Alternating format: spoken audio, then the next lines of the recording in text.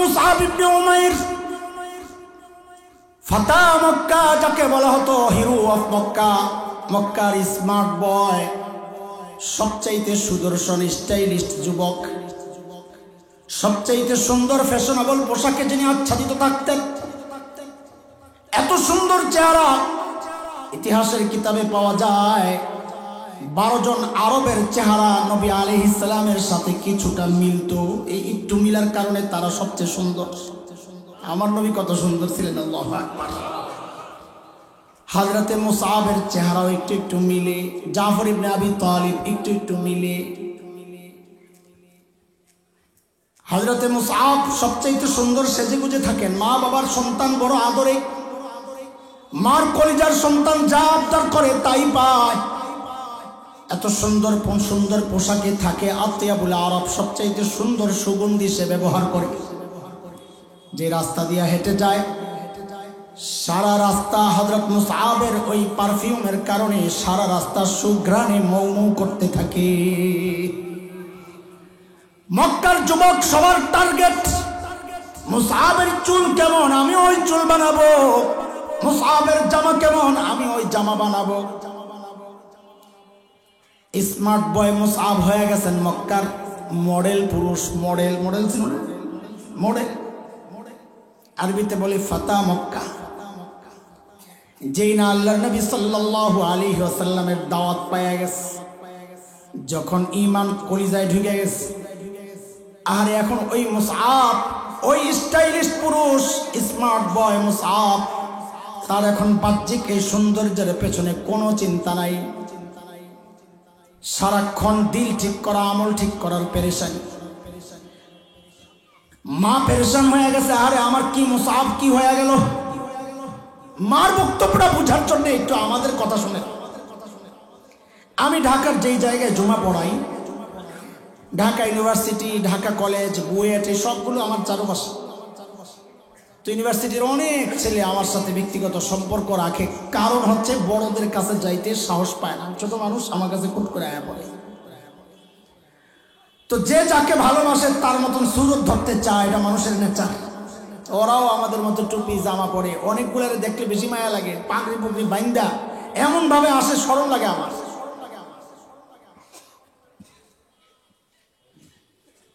মাঝে মাঝে হুজুর আমার আমার মুরব্বী,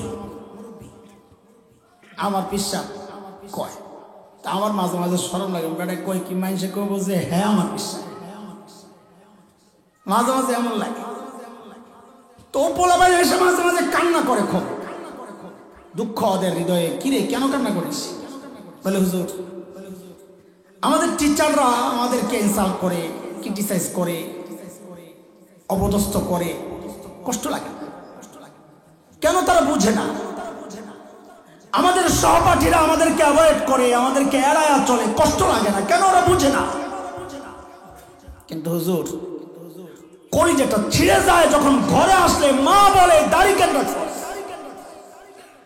কই এই সমস্ত মোল্লাদের কাপড়। তখন কলিজাটা ছিঁড়ে যায়, কই যায় আশ্রয় দেয়। তো একদিন এক ছেলে আইসা কাঁদতেছে, এমন কান্না, কিরে কান্না করছিস কেন? হুজুর আব্বা খালি গাইলায়, এতদিন তো সবর করছি, আজকে আর সবর করতে পারতেছি না। কেন? আপনার একটা গালি মারছে। আমারে কেন গালি মারলো? তো আব্বা বলে যে এই মোল্লাটা আমগো মহল্লার সব পোলা বাইন্দে নষ্ট করে লাইছে। আমি বলে মহল্লার সব পোলা বাইন বরবাদ করে লাইছে, এই জন্য আমার গেলি। তো ঠিক মুসআবের মা যেন এই কথাটাই বলেছিল। এই বড় মোল্লা ছিলেন তো কে? নবী আলাইহিস সালাতু ওয়াস সালাম। যে এই বড় মোল্লা আমার পোলাটারে, আমার এই ফ্যাশন স্টাইলিশ সুদর্শন ছেলেটা, স্মার্ট বয়, তার গাইয়ার খেত বানাইয়া দিছে। মুসআবকে আটক করছে মা, পিটাইছে, বাঁধছে, যাইতে পারবি না। কিন্তু সাহাবী মন নবীকে না দেখে তো থাকতে পারে না। কি পাগল ছিল। মসজিদে নববীর পাশে নবী আলাইহিস সালামের হুজরার কাছে আইসা দাঁড়ায় কিছু সাহাবী। নবী দেখছেন, কিরে কেন দাঁড়ায়, কিছু জিজ্ঞেস করবা? কোনা। তা আবার পরের দিন দেখে আবারও দাঁড়াইছে, কিরে কিছু জিজ্ঞেস করবে হবে না, কেন দাঁড়াইছো এমনি? প্রতিদিন একজন লোক দাঁড়ায় থাকে জায়গা মতো, এমনি দাঁড়ায় থাকে, কিছু একটা আসো তো মতলব, আরে কিছু থাকলে বলো কেন আসছো? তো বলি ইয়া রাসূলুল্লাহ, কিছু জিজ্ঞেস করতে তো আসি না, ঘর থেকে বের হই তো এই নিয়তে কখন আপনি বের হবেন আপনাকে একটু দেখব, কারণ আমার নবীর চেহারার মধ্যে ওই মুজিজা ছিল। আজকে দেখছে যে সুন্দর, কালকে এসে দেখে আরেকটু সুন্দর, পরের দিন এসে দেখে আরো সুন্দর, আরে আর পরের দিন এসে দেখে আরো সুন্দর। পাগল হবে না কেন? এই জন্যই তো কবি হাসান ইবনে সাবিত কবিতা লেখছেন কি সুন্দর, ওয়া আহসানু মিনকা লাম তারা কাত্তু আইনি ওয়া আজমালু মিনকা লাম তালিদিন নিসা খুলিকতা মুবাররাআন মিন কুল্লি আইবিন কাআন্নাকা ক্বাদ খুলিকতা কামা তাশা। ও নবী, আপনার মতো সুন্দরের চোখ কোনোদিন কাউরে দেখে নাই, আপনার মতো সুন্দর কোন মা কাউকে জন্ম দেন নাই। নবী গো, আপনার দিকে তাকাইলে মনে হয় কি জানেন, আল্লাহ আপনাকে সমস্ত ত্রুটি মুক্ত করে, আপনি যেমন চাইছেন ঠিক আপনার চাওয়া অনুযায়ী আল্লাহ আপনার আসমান থেকে বানাইছে, এত সুন্দর। আমার হযরত মুসআব অস্থির, আহারে নবী দেখি না, নবী দেখি না। আরে মুসআব তো সামনাসামনি দেখে হারাইছে। যারা হজের সফরে গেছে, ওমরার সফরে গেছে, তারা জানে মদিনা থেকে শেষ জিয়ারত করে বিদায় নেওয়ার সময় তো কলিজাটা ছেড়ে যায়, যাহারে আবার কবে এসে দাঁড়ায় বলবা সালাতু ওয়াসসালামু আলাইকা ওয়া রাসূলুল্লাহ। কাঁদতে কাঁদতে বের হয়, কত মানুষ দেখছি কাঁদতে কাঁদতে বের হয়। তো ওদের কেমন লাগতো পাগলগুলা? আমরা তো নকল নকল 2 নাম্বার ভেজাল, জিলাপিওয়ালা আসে, ওরা তো রক্ত দেওয়া আসে। আল্লাহ বলেন দিন বুঝার জন্য আমি যার দিলটা খুলে দিই, দিন শেখা, দিন মানা, দিন বুঝার মানসিকতা যাকে দান করি, আল্লাহ বলেন এটা এত বড় নিয়ামত। এই নিয়ামত আমি যে বান্দাকে দেই, ওই বান্দা সারাক্ষণ আমার স্পেশাল নূরের আওতায় থাকে। সূরা জুমার আয়াত নম্বর 22 রব্বি কারীম এই কথাটা বলেছেন। মালিক বলেন, আফামান শারাহাল্লাহু সাদরাহু লিল ইসলাম ফাহুয়া আলা নূরিন মির রাব্বিহি ফাওয়াইলুল লিল কাসিয়াতি কুলুবুহুম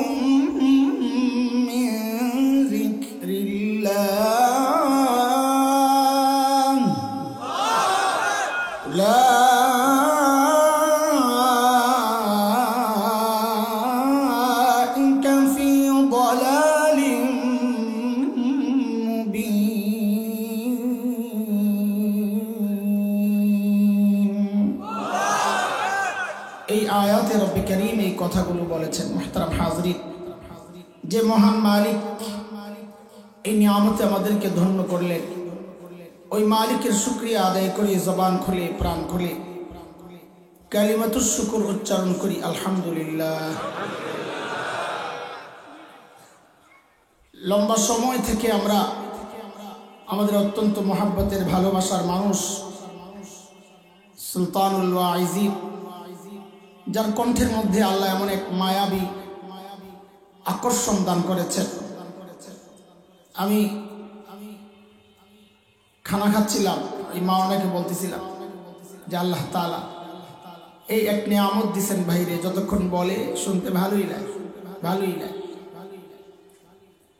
আল্লাহ তাআলা ইলমে, আমলে, সিহাতে, ইজ্জতে বারাকা দান করেন। আপনারা অনেক কষ্ট করে বসছেন, দাঁড়ায় আছেন, আমার খুব মায়া লাগতেছে। জায়গাটা একদম জায়গা হিসাবে মানুষ বেশি হয়ে গেছে, দোতলা সিস্টেম থাকলে ভালো।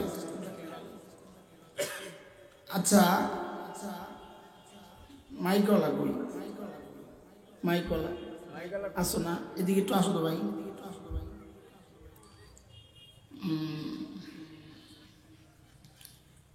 আমার কাছে লাগতেছে তোমার এটার সাউন্ড কম। আচ্ছা আমি একটা আয়াত পড়ি, তুমি দেখো তাহলে তুমিও বুঝবা। আমার কাছে মনে হইতেছে এখন আমি মনে করলেই তো হইব না, তোমরা তো ইঞ্জিনিয়ার। আচ্ছা ঠিক আছে। ইন্নাল্লাযীনা ক্বালু রাব্বুনাল্লাহু সুম্মা ইসতাকামু তাতানাজ্জালু আলাইহিমুল মালাঈকা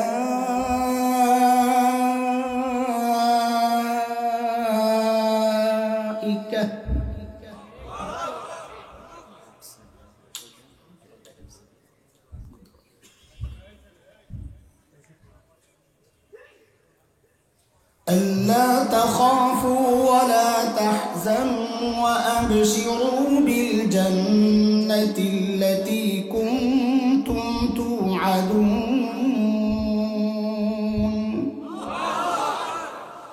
হ্যাঁ আল্লাহ এরোনা ঠিক আছে, এভাবে রাখো। মুহতারাম হাজিরিন, কুরআন আল কারীমের সূরা বনী ইসরাঈলের একটা ছোট্ট আয়াত পড়েছি। এই আয়াতকে সামনে রেখে আমার কিছু সমস্যা আছে, এই সমস্যাগুলো যেন দূর হয় ওই উদ্দেশ্যে কিছু কথা আপনাদের সামনে পেশ করব। সাথে আমার মতো যদি কেউ রোগী থাকে তারও যেন উপকার হয়, সেটাও একটু উদ্দেশ্য আছে। মনে মনে ভেবেন না যে আপনি নিজে রোগী আবার চিকিৎসা করতে বসছেন কেন। এটা আমাদের বড়দের শেখানো রাস্তা। হাকিমুল উম্মত মুজাদ্দিদে মিল্লাত হযরত মাওলানা আশরাফ আলী থানভী রহমতুল্লাহ আলাইহি বলেছেন, আমি যখন অনুভব করি আমার মধ্যে কোনো রোগ দেখা দিচ্ছে, কোনো মরজ অনুভব করি, আত্মিক সমস্যা, তো আমি এই সমস্যা নিয়ে বেশি বেশি বয়ান করি। কেন? যেন এই রোগটা আমার থেকে দূর হয়ে যায়। তা আমিও যে কথাগুলো বলবো এমনটা ভাবার কোনো কারণ নাই যে আপনাদেরকে নসিহত করতেছি। এই রোগগুলো আমার নিজের হৃদায়ত আর সংশোধনের জন্যই আমি কথাগুলো বলতেছি। কাজেই যদি অন্য কেউ আমার মতো হয়, তারও যদি উপকারে আসে, সেটা আল্লাহ তাআলা আমার জন্য একটা বাড়তি দয়া হবে আল্লাহ তাআলা। দোস্ত, যে কোনো মানুষ যে কোনো কাজের সফলতার জন্য তিনটা জিনিস জরুরি, তিন বিষয়। পড়া মুখস্থ করতে হবে আমার সাথে, ইনশাআল্লাহ পারবেন না? ইনশাআল্লাহ হ্যাঁ, পড়া মুখস্থ করা। এই বয়ান যা করবো আজকে পুরোটা মুখস্থ শোনাইবে না। বলেন কয় জিনিস জরুরি সফলতার জন্য? তিন জিনিস। এক নাম্বার, টার্গেট ঠিক করা। টার্গেটবিহীন কোনো মানুষ চলে সফল হতে পারে না। আর একজন সুস্থ মানুষ টার্গেট ছাড়া চলেই বা কেউ। একটা গরুরও টার্গেট থাকে, সে ঘাস দেখলে আগায় যায়, তার মানে তার ঘাস টার্গেট। তো সফলতার জন্য কয় জিনিস জরুরি? এক নাম্বার, টার্গেট ঠিক করা, মাশাআল্লাহ। দুই নাম্বার, সেই টার্গেট অনুযায়ী কাজ করা। টার্গেট করলাম, শুয়ে রইলাম, কোনো লাভ নাই, সফলতা আসবে না। ভাই আমারে দাও, মাইকে রে না, বাতাস আমারে দাও, মাইকে দিও না।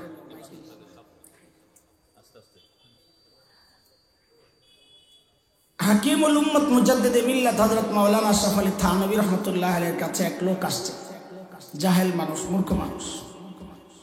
এসে বলছেন, হুজুর আমার জন্য একটু দোয়া করেন। বলে কিসের দোয়া? বলে আমার বাচ্চা হয় না, আমার জন্য আল্লাহ একটা বাচ্চা দেয়, দোয়া করে। তো হাকিমুল উম্মত দোয়া করছেন। কিছুদিন পর আবার আসছে, হুজুর বাচ্চা তো হয় না। ওর বলার ঢংটা এমন, কি দোয়া করলেন, কবুল তো হয় না। তা হাকিমুল উম্মত তো ছিলেন উম্মতের হাকিম, ডাক্তার, মানুষের হৃদয়ের রোগ ধরে ফেলতেন। হাকিমুল উম্মত বুঝে গেছে এর সমস্যা কোন জায়গায়। তো হাকিমুল উম্মত জিজ্ঞেস করতেছেন, তোমার যে বাচ্চা হয় না, আমার দিয়া খালি দোয়া করাও, তুমি বিয়ে করছো না? না, বিয়ে তো করিনি। তাই আশ্চর্য, বিয়া ছাড়া কেমনে বাচ্চা হইব? তো ওই লোক বলে, হুজুর বিয়া ছাড়া বাচ্চা আল্লাহ চাইলে দিতে পারেন না? আপনারা বলেন পারেন কিনা?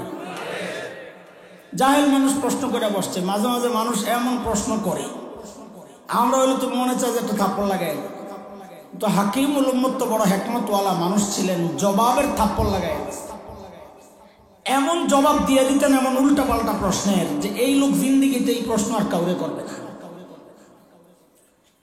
তো হাকিমুল উম্মত কি জবাব দিলেন যে হ্যাঁ, আল্লাহ বিয়ে ছাড়াও বাচ্চা দিতে পারে। জবাবটা আপনারা বুঝছেন কিনা আপনাদের চেহারা দেখলে আমি বুঝব। আপনার চেহারা থেকে কি আসতেছে ফলাফল, রিয়াকশন, ওইটা দেখলে আমি বুঝবো আপনারা জবাবটা বুঝছেন কিনা। হাকিমুল উম্মত বলেন হ্যাঁ, বিয়ে ছাড়াও আল্লাহ তোমার বাচ্চা দিতে পারে, তবে তোমার কষ্টটা একটু বেশি। এত কি কি ঠিক কি বুঝ, দুই একজন হাসে, দুই চারজন মাথা লাড়ে, বুঝেন নাই কথা। বিয়ে ছাড়া বাচ্চা মানে তো তুমি একা, বউ নাই, এখন বাচ্চা দিলে তো তোমার পেটের থেকে ব্যয় করতে হইব, তো তোমার কষ্টটা একটু বেশি হইব না, ওটা বুঝছে আর কি। এই লোকের যে বাচ্চা হয় না কেন, সে টার্গেট করছে কিন্তু টার্গেট অনুযায়ী কাজ করে। 3 নাম্বার সফলতার জন্য যে 3 জিনিস জরুরি, 1 নাম্বার কি, 2, 3 নাম্বার হচ্ছে সেই কাজটাকেও নিয়ম মেনে করা। আন্দাজি মন মতো করলেও হবে না, নিয়ম মেনে করতে হবে। ঠিক এই 3টা কথা আল্লাহ তাআলা, আমি যে আয়াতটা পড়েছি আল্লাহর মতো করে আল্লাহ বলেছেন। আল্লাহ কি বলেন, ওমান আরাদাল আখিরাহ ওয়া সাআ লাহা সা'য়াহা ওয়া হুয়া মুমিন ফাউলাইকা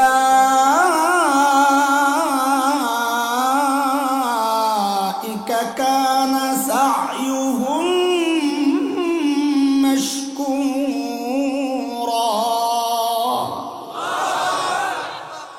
আল্লাহ বলেন যে টার্গেট বানাবে আখিরাত, ওয়া সাআ লাহা সা'য়াহা, সেই টার্গেট অনুযায়ী কাজ করবে। ওয়া হুয়া মুমিন, ঈমান লাগবে, নিয়ম মাইনা। নিয়ম না মেনে, ঈমান না এনে দুনিয়ার সব ভালো কাজ করলেও সে জাহান্নামী। কলকাতার একজন খ্রিস্টান সেবিকা ছিল, আপনাদের মনে থাকার কথা, মাদার তেরেসা, শান্তিতে পুরস্কার পাইছে, সর্বোচ্চ পুরস্কার দুনিয়ার। তার সেবা, তার খেদমত দেখার জন্য কলকাতায় গেছি আমি। হায় কত কাজ যে বেডি করছে খ্রিস্টান আখিরাতে পাওয়ার জন্য। এখন আপনারা বলেন এই বেটি জান্নাতি না জাহান্নামী? স্পষ্ট। কেন? ঈমান নাই। ঈমান না থাকলে এই চেষ্টা প্রচেষ্টা টার্গেট সব বেকার। এই যে দুনিয়ায় আমরা ব্যর্থ হই, সফল হই না, আল্লাহ না করুন যদি আখিরাতেও ব্যর্থ হই, তো কেন হব? হচ্ছে সফলতার জন্য আল্লাহর দেওয়া যে সিস্টেম, এই সিস্টেমে তো চলি নাই, না চলার কারণে মৌলিকভাবে আমরা 4টা ভুল করে বসছি। চলে গেলাম বয়ান আরেক জায়গায়, সেটা হচ্ছে আমি মৌলিকভাবে আমরা 4টা ভুল করি। কয় ভুল বলেন? এই 4টা ভুল আজকে মুখস্থ করেন ইনশাআল্লাহ। 1 নাম্বার হচ্ছে টার্গেটে ভুল। টার্গেট বানানোর কথা আখিরাত, আমরা প্রায় সবাই টার্গেট বানায় ফেলছি দুনিয়া। বলে দুনিয়ার টার্গেট বানাইছি না বানাই নাই বুঝবো কেমনে? এই সমাজ দেখলেই তো বোঝা যায়। আপনি নিজেকে দিয়েই চিন্তা করেন না। সকালবেলা বুড়ি ঘরে ঘরে ঘুরে, কি দাদি কি খুঁজো? বলে আমার একটা মুরগি পাই না। 20টা মুরগি আছিল খোয়ারে, 3টা আছে, একটা নাই। খুঁজতে খুঁজতে অস্থির, এই ঘরে যায় ওই ঘরে যায়, সারা বাড়ি খুঁজা শেষ, কি পায় না। বলেন পেরেশানির কারণ কি? মুরগি পায়। তার মাথা নষ্ট হয়ে গেছে, মুরগি পাচ্ছে না। অথচ এই বুড়ি ফজরের নামাজও পড়ে নাই, এশার নামাজও পড়ে নাই, তার কোনো চিন্তা নাই। কেন? কারণ তার টার্গেট দুনিয়া, দুনিয়ার মুরগি হারায় গেছে তার চিন্তা। যদি টার্গেট আখিরাত থাকতো তো দুনিয়া হারাইলে সে চিন্তা করতো না। সে ফজর নামাজ পড়ে নাই, এই চিন্তায় তো সে কাঁদতে কাঁদতে বেহুশ হয়ে যাওয়ার কথা। টার্গেট দুনিয়া। আমাদের বড়দের একটা উদাহরণ শোনাই, তা আপনি নিজের সাথে মিলান। আপনার টার্গেট দুনিয়া না আখিরাত? জিজ্ঞেস করলে বলবেন আখিরাত, কিন্তু যদি মিলাই দেখেন, বড় বলেন দুনিয়া জিফা তালিবুহা কিলাব।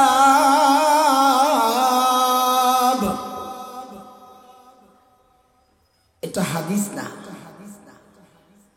আমরা অনেকে হাদিস বলে চালাই দিই, মুশকিল। আমাদের হযরত মুফতি আব্দুল মালিক দামাত বারাকাতুহুল আলিয়ার একটা বই আছে, নাম হচ্ছে এসব হাদিস নয়। বইয়ের নাম কি? একসময় নাম ছিল প্রচলিত জাল হাদিস। পরে ওই নামটার মধ্যে একটু, হুজুর তো খুব নরম মানুষ, তো নামটার মধ্যে কেমন একটা আক্রমণ আক্রমণ ভাব লাগে, পরে নাম পাল্টাইছে। কি মানুষ আল্লাহ, মাটির মানুষ। পরে নাম দিয়েছেন কি এসব হাদিস নয়। ওই বইয়ের মধ্যে এই হাদিসটাও আছে। আমি যেটা পড়লাম, হযরত দেখছেন এটা হাদিস না। হ্যাঁ, আমাদের বড়দের কথা, বড় দামি কথা। কি? আর দুনিয়া জিফা, দুনিয়া হচ্ছে মৃত জন্তুর মতো নিকৃষ্ট। বুঝার জন্য বুঝেন, মরা গরু। বলেন দুনিয়া কি? তালিবুহা কিলাব, যার ভোক্তা কুত্তা। সোজা বাংলা করলাম, বলেন ভোক্তা। এবার আপনাদেরকে জিজ্ঞেস করি, মরা গরু কি শকুনে খায় না? শিয়ালে তো খায় না। শিয়ালও খায়, শকুনও খায়, তো খালি কুত্তার দোষ পড়লো যে? হ্যাঁ, এখানেই বুঝার জিনিস। শকুনের জন্যও মরা গরু হালাল, শিয়ালের জন্যও হালাল, কুত্তার জন্যও হালাল। কুত্তার দোষ পড়লো কেন? হ্যাঁ, এই হালাল খাবারটা খাইতে যায় কিছু দুই নম্বরই করে, এই দুই নম্বরের কারণে তার বদনাম। আমাদের বড়রা বুঝাইতে চান, ঠিক দুনিয়ার অবস্থাও তাই। দুনিয়া আল্লাহ তোমাকে ভোগ করার জন্যই তো দিছে, আর দুনিয়া কুল্লুহা মাতা, ভোগ করার জন্যই তো দিছে। কিন্তু কুত্তার কিছু স্বভাব তোমার মধ্যে ঢোকার কারণে তোমার দুনিয়াও মৃত জন্তুর মতো নিকৃষ্ট হয়ে গেছে। কুত্তার সেই স্বভাবগুলো কি একটু বুঝেন। বলেন তো, শকুন মরা গরু কখন খায়? রাতে না দিনে? হ্যাঁ, রাতে তাল গাছের মাথায় বসে বসে জিকির করে। আসলে তার মানে শকুনের মরা গরু খাওয়ার একটা টাইম টেবিল আছে। হ্যাঁ, শিয়াল মরা গরু কখন খায়? রাতে না দিনে? তার মানে শিয়ালেরও মরা গরু খাওয়ার একটা টাইম টেবিল আছে। কথা বলেন। কুকুর মরা গরু কখন খায়? রাতে না দিনে? সবসময়। তার মানে বোঝা গেল কুকুরের মরা গরু খাওয়ার কোনো টাইম টেবিল নেই। বড় বনের মানুষ, তুমি দুনিয়া কামাও কামাও, কোনো সমস্যা নাই, কিন্তু রাত নাই, দিন নাই, 24 ঘন্টা খালি দুনিয়া দুনিয়া দুনিয়া দুনিয়া। নামাজ নাই, রোজা নাই, তিলাওয়াত নাই, জিকির নাই, খেদমত নাই, কিচ্ছু নাই, সারাদিন খালি দুনিয়া দুনিয়া দুনিয়া দুনিয়া। তাইলে বোঝা গেল তোমার মধ্যে আর কুত্তার মধ্যে কোনো পার্থক্য নাই। তোমার টার্গেট দুনিয়া হয়ে গেছে স্পষ্ট। বুঝতেছেন কথা? এবার আরেকবার বুঝে বলেন, শকুন মরা গরুর হাড্ডি খায় না গোস্ত খায়? গোস্ত খাওয়ার জিনিস, গোস্তই তো খাইব, হাড্ডি খাইব কেন? শিয়ালও গোস্তই খায়, হাড্ডি খায় না। দেখবেন কবরের কাছে খুলি মুলি পড়ে রয়েছে, খায় না, গোস্ত খাইয়া গেছে।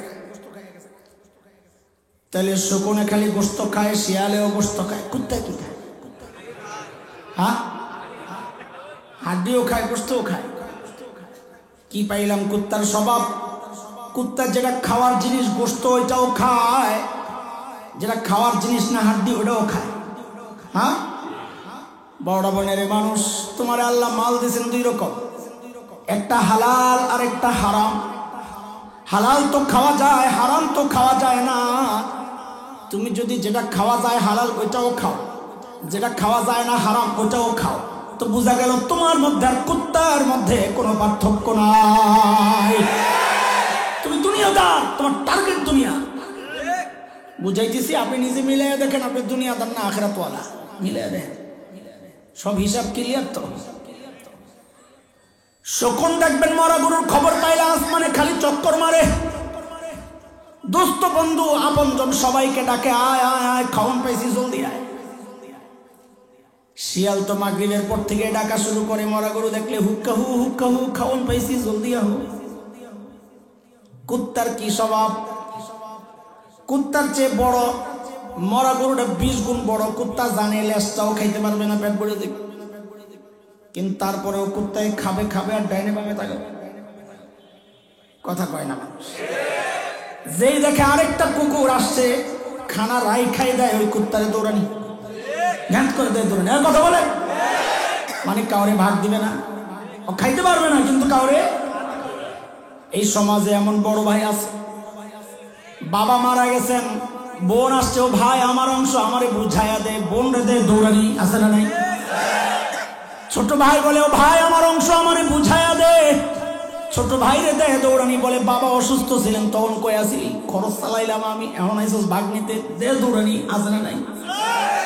যে বেটা একা একা সব খাইতে চায়, পার্টনারের টাম মাইরা দেয়, ওই ক্ষেতের মধ্যে আইল ঠেলে বাড়ি করে টয়লেট বানায় আরেকজনের জায়গার কোনায় যাইয়া, বুঝা গেল ওর মধ্যে আর কুত্তার মধ্যে কোনো পার্থক্য নাই। এটা দুনিয়াদার, ও দুনিয়াদার। মিলান মিলান মিলাইতে থাকে। দেখেন সাহাবায়ে কেরাম ছিলেন আখিরাতওয়ালা। আমাদের সাথে সাহাবীদের মৌলিক কিছু পার্থক্য আছে রাদিয়াল্লাহু আনহু। আল্লাহর নবী সাল্লাল্লাহু আলাইহি ওয়াসাল্লাম সাহাবীদের মধ্যে মেহনত করে যে মৌলিক পরিবর্তনগুলো আনছিলেন, এর মধ্যে এটা একটা কি সেটা শুনেন। হযরত আব্দুল্লাহ ইবনে মাসউদ রাদিয়াল্লাহু আনহু বর্ণনাকারী, ইমাম বাইহাকী রাহমাতুল্লাহি আলাইহি তার কিতাবে এনেছেন 10,152 নম্বর বর্ণনা। বর্ণনাকারী আব্দুল্লাহ ইবনে মাসউদ, তিনি তাবিঈ। চিনেন আপনারা? হ্যাঁ, চিনলে বলেন, না চিনলে চুপ হয়, আমি বলে দিই তাড়াতাড়ি। চিনেন? কারে বলে? সাহাবাদের পরে। সাহাবাদের পরে কি? আল্লাহওয়ালা যারা ছিল। তুই ভালোই কইছিস। সাহাবাদের পরে কাফেরা ছিল না? হ্যাঁ, ও তাবিঈ। তো ইমাম সহকারে এটি তো শুনতে চাইতেছে, এত কেউ কয় না। বলেন, আপনি বলেন, ঠিক করে বলেন।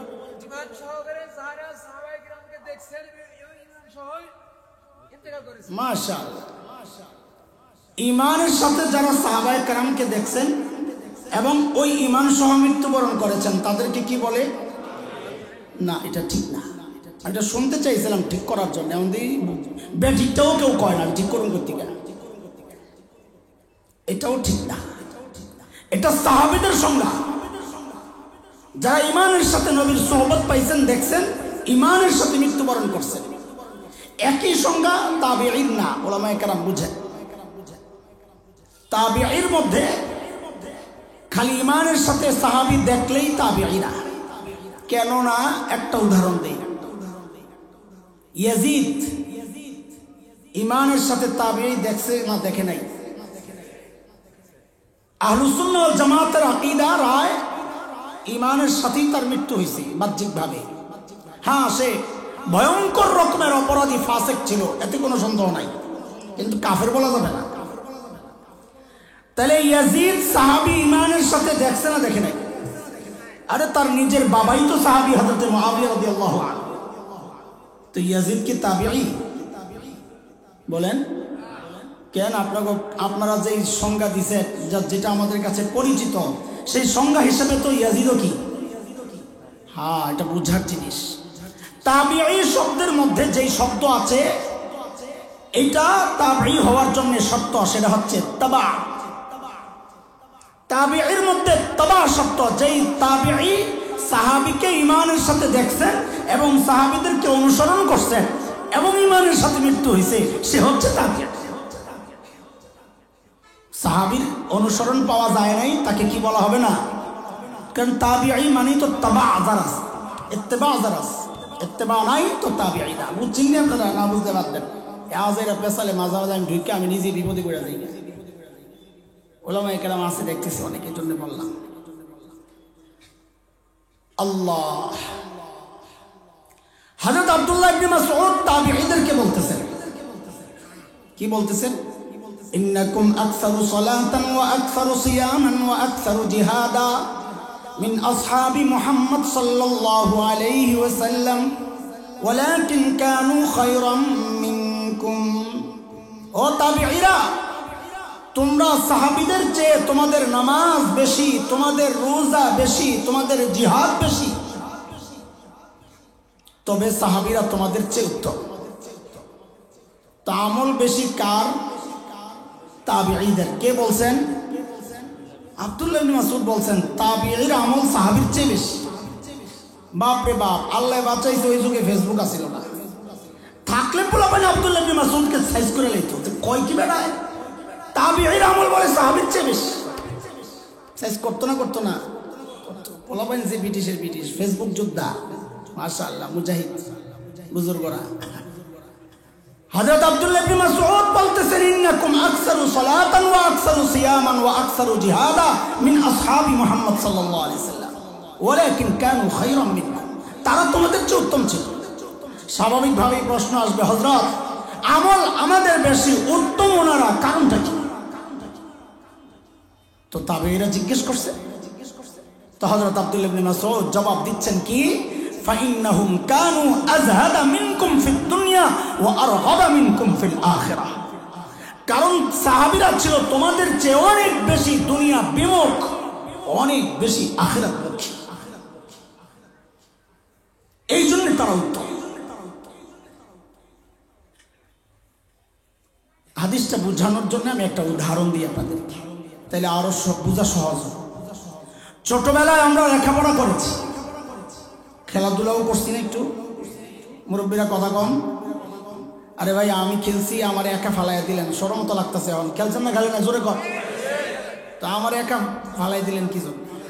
ছোটবেলায় খেলছেন, খেলছি, আমরাও খেলছি, লেখাপড়াও করছি। এখনকার বাচ্চারা খেলাধুলাও করে, লেখাপড়াও করে। তা আমাদের সাথে এখনকার বাচ্চাদের পার্থক্যটা কি? পার্থক্য হচ্ছে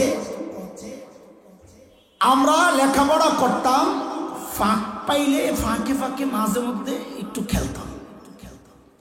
আর এখনকার বাচ্চারা চায় খেলাধুলা করবে, ফাঁক পাইলে পড়বে। কথা বুঝেন নাই আপনারা? ঠিক সাহাবীদের সাথে আমাদের মৌলিক পার্থক্যর জায়গা এটা, পয়েন্ট। সাহাবায়ে কেরামও দুনিয়ার কাজ করছেন, বকরি চড়াইছেন, উট চড়াইছেন, খেজুর বাগানের পরিচর্যা করছেন, ব্যবসা করছেন, আখিরাতের কাজও করছেন। আমরাও দুনিয়ার কাজ করি, আখিরাতের কাজও করি, করতেছি না? এই যে আখিরাতের কাজ করতেছি। তো আমাদের সাথে সাহাবীদের পার্থক্যটা কোন জায়গায়? বলে পার্থক্যের জায়গা হচ্ছে সাহাবায়ে কেরাম করতেন আখিরাতের কাজ, ফাঁকে ফাঁকে করতেন দুনিয়ার কাজ। আর আমরা সারাক্ষণ করি দুনিয়ার কাজ, ফাঁকে ফাঁকে করি আখিরাতের কাজ।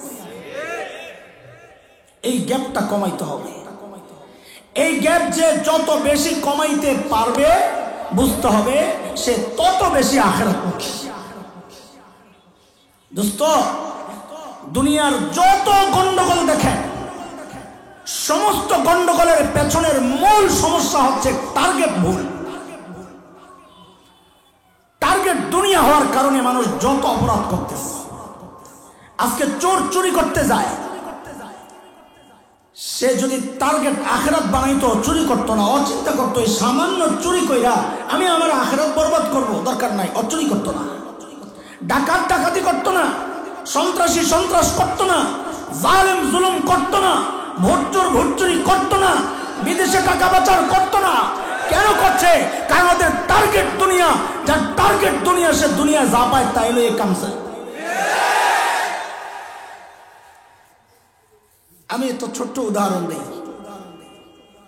বাংলাদেশে খ্রিস্টান মিশনারিদের খুব উৎপাত চলতেছে, জানেন তো? জানেন না? জানেন না? আহা, জানেন না তো প্রতিবাদ করবেন কেমনি? জানাও তো দরকার। এগুলা বললেও অনেকে বলে উস্কানি দিচ্ছে, উস্কানিমূলক আলোচনা হচ্ছে না। সব বিষয়ে মিনমিন চলে না।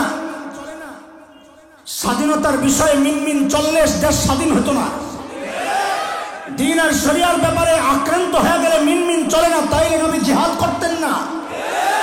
কিছু জায়গা আছে সেখানে মিনমিন চলে না, আওয়াজ উঠাইতে হবে দোস্ত এই জায়গায়। এখানে আওয়ামী লীগ বিএনপি বুঝি না।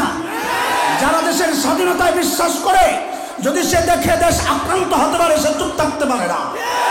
এই জন্য আওয়াজ উঠাইতে হবে যে আমার মানচিত্র টুকরা করার চক্রান্ত যদি হয়, আমার দ্বীন আর শরিয়া যদি আক্রান্ত হয়, আল্লাহর কসম একটাকে পালাতে দেওয়া হবে না, পালাতে দেওয়া হবে না।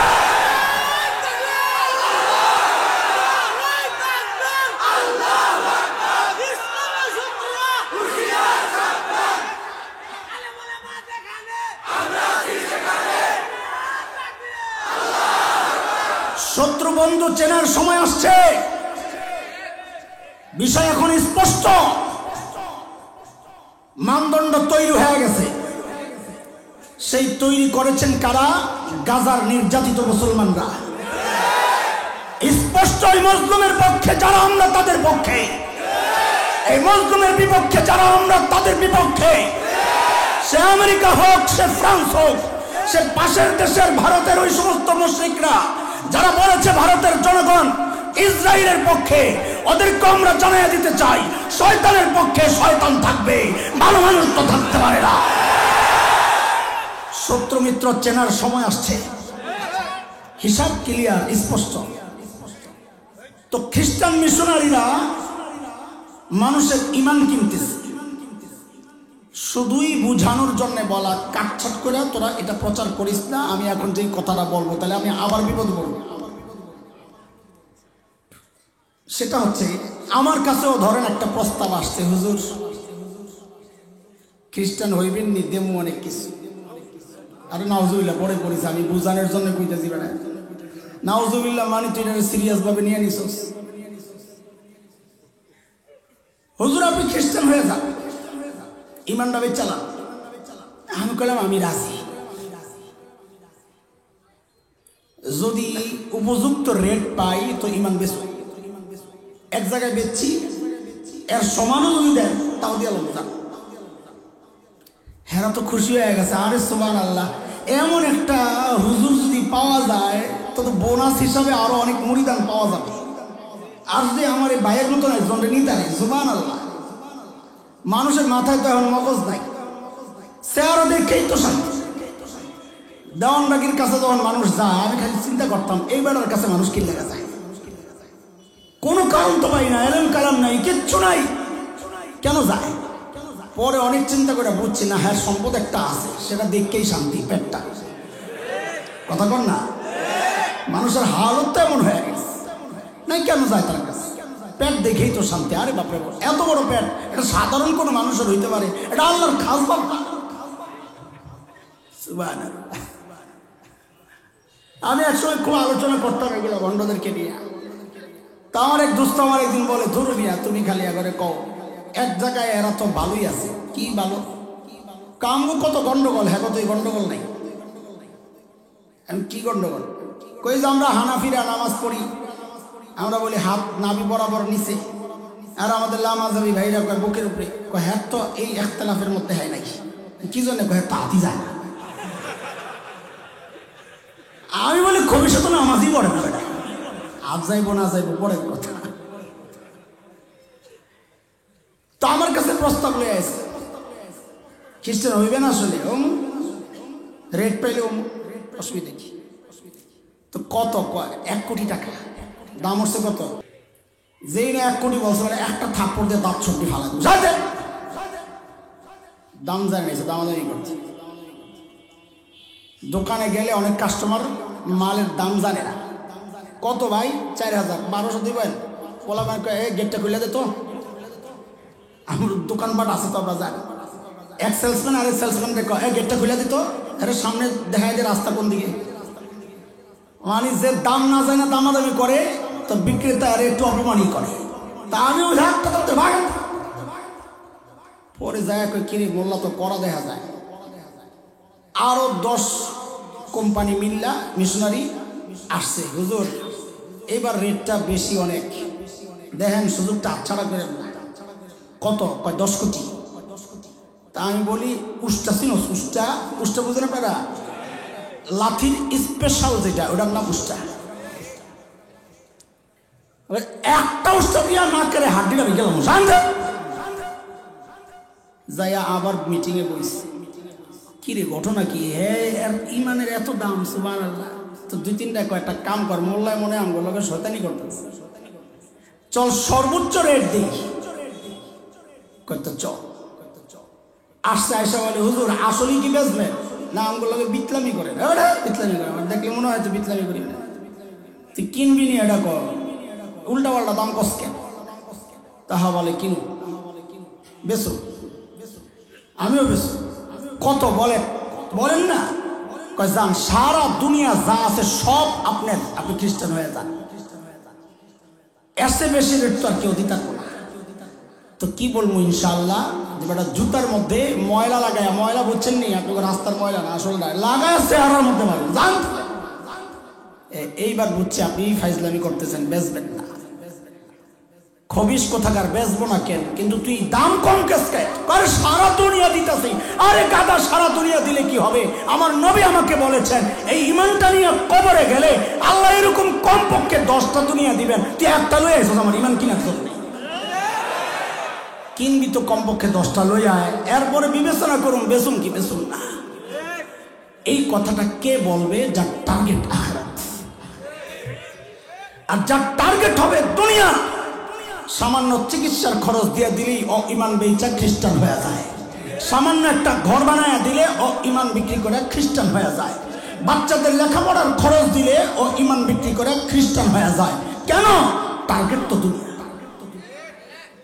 এই জন্য আল্লাহ বলেন সফল হইবা তো টার্গেট ঠিক করো। ওমান আরাদাল আখিরাহ ওয়া সাআ লাহা সা'য়াহা ওয়া হুয়া মুমিন فأولئك كان سعيهم مشكورا। বলেন টার্গেট কি আমাদের? বলেন সবাই ইনশাআল্লাহ। টার্গেট কি? বলেন টার্গেট কি? আখিরাত ইনশাআল্লাহ। দুনিয়ার জন্য আখিরাত বরবাদ করব না ইনশাআল্লাহ। সারা দুনিয়া চলে যাক, আমি আমার আখিরাত বরবাদ করব না ইনশাআল্লাহ। ঠিক আছে ইনশাআল্লাহ। 2 নাম্বার আমাদের মৌলিক ভুল। কয়টা মৌলিক ভুল বলছি? 4টা। 1 নাম্বার টার্গেটে আমরা ভুল করে ফেলছি। 2 নাম্বার মৌলিক ভুল, মেহনত করার দরকার ছিল রূহের মধ্যে, মেহনত করতেছি আমরা বস্তুবাদী সমাজের মানুষ, বস্তুর মধ্যে। আরে মাহফিলগুলো তো কাম চলতেছে, এটা বিভিন্ন মসজিদের মাহফিল হয়, খেয়াল করেন আপনারা। মসজিদের মাহফিল, মসজিদের পক্ষ থেকে তো হ্যান্ডবিল ছাপায় কি, পোস্টার ছাপায় কি, অমুক মসজিদের উন্নয়ন কল্পে ওয়াজ মাহফিল। তা আমি যাই কই আপনাকে মাকসাদ পুরা হাসিল হয়ে গেছে। কেন? এই যে মসজিদ উন্নয়ন হয়েছে, টাইলস লাগছে, মোজাইক লাগছে, বাপরে বাপ এসি। আপনারা তো আরো সুন্দর সুন্দর মসজিদ দেখেন। মসজিদ উন্নয়ন করবে মাহফিল দিছ, মসজিদ উন্নয়ন হয়ে গেছে, কিন্তু মানুষ যা ছিল তার চেয়ে আরো খারাপ হয়ে গেছে। কেন? তোমার মেহনত জাগা মতো হয় নাই। মেহনত হওয়ার কথা রুহে। মসজিদ উন্নয়নের জন্য মাহফিল না, মাহফিল হওয়া দরকার ছিল মুসল্লিদের ইমান আমল উন্নয়নে। আসল জায়গায় হাত না দিয়া, গোড়ায় হাত না দিয়া অন্য জায়গায় হাতাইলে মসজিদ থেকে উন্নয়ন হবে, মুসল্লির উন্নতি হবে না। এর এক চরম উদাহরণ শোনেন। 20 বছর আগে, বুঝা বলেন, 20 বছর আগে বাংলাদেশে যেই অপরাধ প্রবণতা ছিল, এই এখন বাড়ছে না কমছে? সবাই বুঝা জবাব দেন। বাড়ছে? ঠিক আছে, এই একটা রাখলাম। অপরাধ দমনের যে ব্যবস্থা, পুলিশ, র্যাব, অস্ত্র, এটা ওইটা 20 বছর আগে যা ছিল এখন বাড়ছে না কমছে? তাহলে বিষয়টা উল্টা হয়ে গেল, উল্টা হয়ে গেল। অপরাধ দমনের ব্যবস্থা বাড়ছে, তাহলে তো অপরাধ কমার কথা, কিন্তু অপরাধও বাড়ছে, ব্যবস্থাও বাড়তেছে। কেন অপরাধ কমে না? কেন কেন কারণ হচ্ছে মেহনত চলতেছে ব্যবস্থার মধ্যে, রুহের মধ্যে না। মানুষের দিল ঠিক না করলে ব্যবস্থাপনা বাড়ায় অপরাধ দমন করা যাবে না। কোরআনে উদাহরণ আছে, আল্লাহ আমার সামনে উদাহরণ পেশ করছে। সূরা মায়েদা, হযরত আদম আলাইহিস সালামের 2 ছেলে ছিল, কি নাম বলেন? হাবিল আর এক ভাই আরেক ভাইরে হত্যা করছে। জানেন তো কে কাকে হত্যা করছে? কাবিল হাবিলকে হত্যা করছে। মাশাআল্লাহ। এই হত্যার এবং আগের পরের কথাবার্তা আল্লাহ তাআলা কোরআনুল কারীমের সূরা মায়েদায় আনছেন। আল্লাহ কি বলতেছেন শুনেন। ওয়াতলু আলাইহিম নাবা আবনাই আদম বিল হক إذ قربا قربانا فتقبل من أحدهما ولم يتقبل من الآخر قال لأقتلنك قال إنما يتقبل الله من المتقين لئن بسطت إلي يدك لتقتلني ما أنا بباسط يدي إليك لأقتلك إني أخاف الله رب العالمين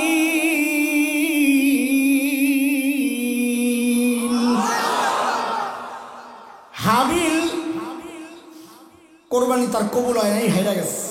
কাবিল হাইরা এখন কত মেরে না। এটা দুনিয়ার সব জালিম সিস্টেমই এটা। যখন সঠিক কোনো পন্থায় ব্যবস্থায় জিততে পারে না, তখন পেশি শক্তি দেয়। কাবিল ওটা দেখেছে, কত মেরে না। এখন হাবিল কি বলে যে ভাই তুমি যদি লাইম বাসাত্তা ইলাইয়া ইয়াদাকা লিতাকতুলানি, তুমি যদি তোমার হাত আমার দিকে বাড়াও আমাকে হত্যার জন্য, মা আনা বিবাসিতি ইয়াদিয়া ইলাইকা লিআকতুলাক, আমি কিন্তু আমার হাত তোমাকে হত্যার জন্য বাড়াবো না। কেন? কারণ আমার র্যাবে নিয়ে ক্রস ফায়ার দিব, ওই জন্য। কথা বলে না, আর ওই সময় র্যাব ছিল তো, কথা কন না কেন? আমার আব্বাই সিসি ক্যামেরা, আব্বা আদম হুজুর সিসি ক্যামেরা লাগায় দেখতেছে, আমি তোরে মারলে ধরা খাইয়া যাবো। আরে কথা তো বলে, আমার জেল হইব, ফাঁসি হইব, তাইলে আমি এই অপরাধ করব না। হাবিল বলতেছে কেন? এগুলার একটাও কারণ না, কারণ এই সমস্ত কারণে মানুষ অপরাধ থেকে বিরত থাকে না। যদি থাকতো তো অপরাধ দমনের ব্যবস্থাপনা বাড়ার সাথে সাথে অপরাধ কমতো। কমে নাই কেন? এগুলা দিয়ে অপরাধ কমে না। অপরাধ কমে কি দিয়া? হাবিল বলতেছে আমি এই অপরাধ করব না। কেন? ইন্নী আখাফুল্লাহ রাব্বুল আলামিন, আমি রব্বুল আলামিনকে ভয় পাই, এই অপরাধ আমি করতে পারি না। এই জন্য আমরা বলি দেশের অপরাধ কমবে কোত্থেকে? আলেমদেরকে জেলে ঢুকায় রাখলে, অপরাধীদেরকে ছাইরা আলেম ঢুকায় রাখলে অপরাধ কমবে না, বাড়বে। অপরাধ যদি কমাইতে চান তো কোরআনের শাসন যারা প্রতিষ্ঠা করছে সেই প্রিয় ভাই তালেবানদের দিকে তাকান। ওরা একটা আলাদা মন্ত্রণালয় করছে, কি নীতি নৈতিকতা বিষয়ক মন্ত্রণালয়। যারা হাইটা এটা দেখে কোন জায়গায় কোন আকাম কুকাম চলতেছে, এগুলো সব বন্ধ করতেছে। আল্লাহু আকবার। দুদক লাগবে না, র্যাব লাগবে না, আপনাদের এই সমস্ত ডিভাইস সিস্টেম এগুলো কিচ্ছু লাগবে না। আলেমদের নেতৃত্বে একটা এমন মন্ত্রণালয় খোলে যারা দাওয়াত দিবে, যাদেরকে সর্বোচ্চ অধিকার দেওয়া হবে। অপরাধী দেখলে তাকে শাস্তি দেওয়ার অধিকার থাকবে, চোরের হাত কাটার অধিকার থাকবে, ডাকাতের ক্রস কাটার অধিকার থাকবে, প্রকাশ্যে মৃত্যুদণ্ডের অধিকার থাকবে। এমন সিস্টেম করে কসম আল্লাহ বাংলাদেশ থেকে অপরাধ দমন হতে বাধ্য, অপরাধ দমন হতে বাধ্য। মেহনত করা দরকার কোন জায়গায়, করতেছি কোন জায়গায়, এটা আমাদের আরেকটা মৌলিক সমস্যা। আপনারা কি কথা বুঝতেছে? বেশি কঠিন হয়ে যাইতেছে। মৌলিক ভুল কয়টা গেছে? যুবকরা আসো, এই 3 নাম্বারটা তোমাদের জন্য। ভাইরে আস্তে আস্তে আমার উড়ে এলে ভিতরে, ওই যে আমার তো মজাই লাগে, কিন্তু আওয়াজটা নষ্ট হয়ে যায়। 3 নম্বর মৌলিক সমস্যা, যার কারণে আমরা দুনিয়ায় ব্যর্থ হচ্ছি, ব্যর্থ হয়ে যাব আখিরাতেও। আল্লাহ মাফ করো। একটু বুঝে শুনে এটা বুঝেন সবাই, খেয়াল করে শুনে। আমার চেহারাটা দেখতেছেন? টুপি, জামা, আমি আপনাদের তো দেখতেছি, নাম কানা দেখতেছি। তাইলে আমরা বাহ্যিকটা দেখতেছি, ভিতরটা দেখেন। আমার ভিতর দেখছে? দেখেন নাই? এটা দেখেন কি? তো নবী বলেন, ইন্নাল্লাহা লা ইয়ানজুরু ইলা সুওয়ারিকুম ওয়া ইলা আমওয়ালিকুম ওয়ালাকিন ইয়ানজুরু ইলা কুলুবিকুম ওয়া আমালিকুম। আল্লাহ তাআলা তোমাদের বাহ্যিক সূরত দেখেন না, আল্লাহ দেখেন তোমার মাল না, আল্লাহ দেখেন তোমার আমল আর তোমার কলব। তাইলে আমার বাহ্যিক দেখে মাখলুক, বলেন আমার সাথে, বাহ্যিক কে দেখে? বলেন বাহ্যিক কে দেখে? ভেতর কে দেখেন? বলেন বাহ্যিক কে দেখে? ভেতর কে দেখেন? মাখলুকের সাথে মিলাইয়ে বলেন না খালেক। বলেন বাহ্যিক কে দেখে? মাখলুক। ভেতর কে দেখেন? আবার কয় আল্লাহ। ঠিক আছে, তো মাখলুক আল্লাহকে মিল করে বলেন না, তো বলতেও মজা লাগে, আমার শুনতেও তো মজা লাগে। বলেন বাহ্যিক কে দেখে? ভেতর কে? এটা আমাদের আরেকটা মৌলিক সমস্যা, যে বাহ্যিক মাখলুক দেখে ওইটাকে সুন্দর করা, সাজায়া গুছায়া রাখার প্রতি সারা দিন আমাদের টেনশন, প্রেশার। মুখে একটু ময়লা লাগছে, ধোয়ার জন্য অস্থির। বিশেষ করে আমার মা বোনরা, একটু গালে বরণ বের হয়েছে, এটারে খালি আদা ময়দা যা আছে মাখতে মাখতে শেষ। ইউটিউবে সার্চ দিয়া দেয়, দেহে খালি বরণ ও শেষ করার জন্য কি কি আছে মার্কেটে। ওই অভিজ্ঞ বোনরে জিজ্ঞেস করে, বোনরে তোরটা কেমনে গেছে? আরে কত পেরেশানি বিটিস। আবার ঠিক কয় বেড়া, তো করলে কিন্তু বিড়ি এত টেনশন, ঠিক কয় বেহায়া গোষ্ঠী। বাহ্যিক নিয়ে তার এত টেনশন, কতক্ষণ পরে পরে আয়না দেখি। অথচ নারীটার চরিত্র নষ্ট, তার ভেতরটা নষ্ট, এটা নিয়ে তার কোনো মাথা ব্যথা নাই। এটা আমাদের আরেকটা মৌলিক ভুল। এটা শুধু মেয়েদের কথা উদাহরণ হিসেবে বলছে, আপনি নিজেকে নিয়ে চিন্তা করেন না। আপনার মুখটা কয়বার ধুইছেন আর কলবটা কয়বার ধুইছেন আজকে? আপনি আজকের হিসাব লন, আজকের হিসাব লন। এই সপ্তাহে কয়বার গোসল করছেন আর কলবটাকে তওবার চোখের পানি দিয়ে কয়বার গোসল করাইছেন? এই সপ্তাহের হিসাব লন। দেখেন আমরা দুনিয়াদার না আখিরাতওয়ালা। এই জায়গায় আমাদের সাথে সাহাবায়ে কেরামের আরেকটা মৌলিক পার্থক্য, ওরা ঈমান কবুল করছে তো বাহিরের সব চিন্তাবাদ, সারাক্ষণ কিভাবে ভেতরটারে আরো সুন্দর করা যায়। যুবক, তোদের মতো এক যুবকের গল্প শোনাই আমি, শুনবি তোরা? এনার্জি আসেনি? সুবহানাল্লাহ। আল্লাহর নবীর এক সাহাবী হযরত মুসআব ইবনে উমাইর রাদিয়াল্লাহু আনহু, কি নাম? নাম জানোস নি তোরা? আচ্ছা, এটা বুঝাইতে হইলে আরেকটা কথা বুঝাইতে হইল। বর্তমানে ভারতীয় যে ক্রিকেট খেলে, যে এই ক্রিকেট খেলে এই দলের আমির সাহেব কে? আমির সাহেব মানে কি কয়? ক্যাপ্টেন। ক্যাপ্টেন। হ্যাঁ গো, আমগো যেটা আইটেম আমগো মুখ দেখে বাইর হয়ে যায় আর কি। এই ক্যাপ্টেন কে এখন? হ্যাঁ, আচ্ছা, এর আগে আসলো কে? হ্যাঁ, তার আগেরটা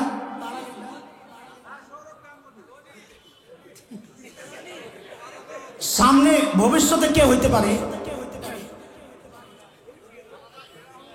এখন যে আছে তারপরে কে হইতে পারে? হ্যাঁ, রাহুল। সুবহানাল্লাহ। আফসোস, আফসোস মুসলমান, যাদের রক্তের পিচ্ছিল রাস্তা দিয়ে তুমি ঈমান পাইছো, সেই সাহাবীর নাম চিনো না তুমি। মুশরিকদের ক্রিকেট দল কারা নেতৃত্ব দেয় পিছনের গুলাও জানো, ভবিষ্যতে কে আসবে তাও জানো। তোমার লজ্জা থাকা দরকার, লজ্জা থাকা দরকার। আবার হাসো, লজ্জা থাকা দরকার আমাদের। মুসলমান, গজব আসবে না কেন? কালকে এক জায়গায় বয়ান করছি, খালি আল্লাহ সাহায্য আসে না কেন? তোর লিগে আল্লাহ সাহায্য আইব কেন? বেটা তোর পোটলা সিরা সাহায্য দিলে থাকবো? ভিক্ষা দেন।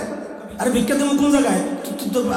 পোটলা লইছ নিজে সিরা, ভালো একটা পোটলা আন দেই, আমি তো দিতে রাজি, তুই পোটলাটা আন। তো দুনিয়ার মানুষ যদি এই কথা কয়, আল্লাহ তো এই কথা কইব। তোর যে আমি সাহায্য দেবো, তোর পোটলা তো সিরা, সারাদিন করস গুনা, পোটলা সিরা। নসরত আমার সাহায্য দিলে করে দেবো, এটা হ্যাঁ পক্ষে যাবো, আরেকবার লয়ে যাবো টাকা নিচ দিয়ে।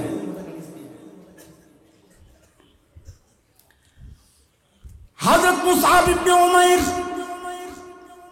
ফাতা মক্কা, যাকে বলা হতো হিরো অফ মক্কা, মক্কার স্মার্ট বয়, সবচাইতে সুদর্শন স্টাইলিস্ট যুবক, সবচাইতে সুন্দর ফ্যাশনেবল পোশাকে যিনি আচ্ছাদিত থাকতেন, এত সুন্দর চেহারা। ইতিহাসের কিতাবে পাওয়া যায় 12 জন আরবের চেহারা নবী আলাইহিস সালামের সাথে কিছুটা মিলতো। এই একটু মিলার কারণে তারা সবচেয়ে সুন্দর। আমার নবী কত সুন্দর ছিলেন, আল্লাহু আকবার। হযরতে মুসআবের চেহারাও একটু একটু মিলে, জাফর ইবনে আবি তালিব একটু একটু মিলে।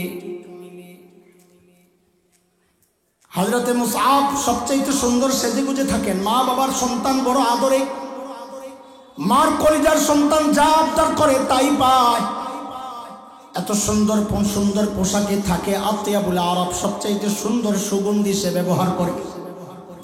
যে রাস্তা দিয়ে হেঁটে যায়, সারা রাস্তা হযরত মুসআবের ওই পারফিউমের কারণে সারা রাস্তা সুঘ্রাণে মৌ মৌ করতে থাকে।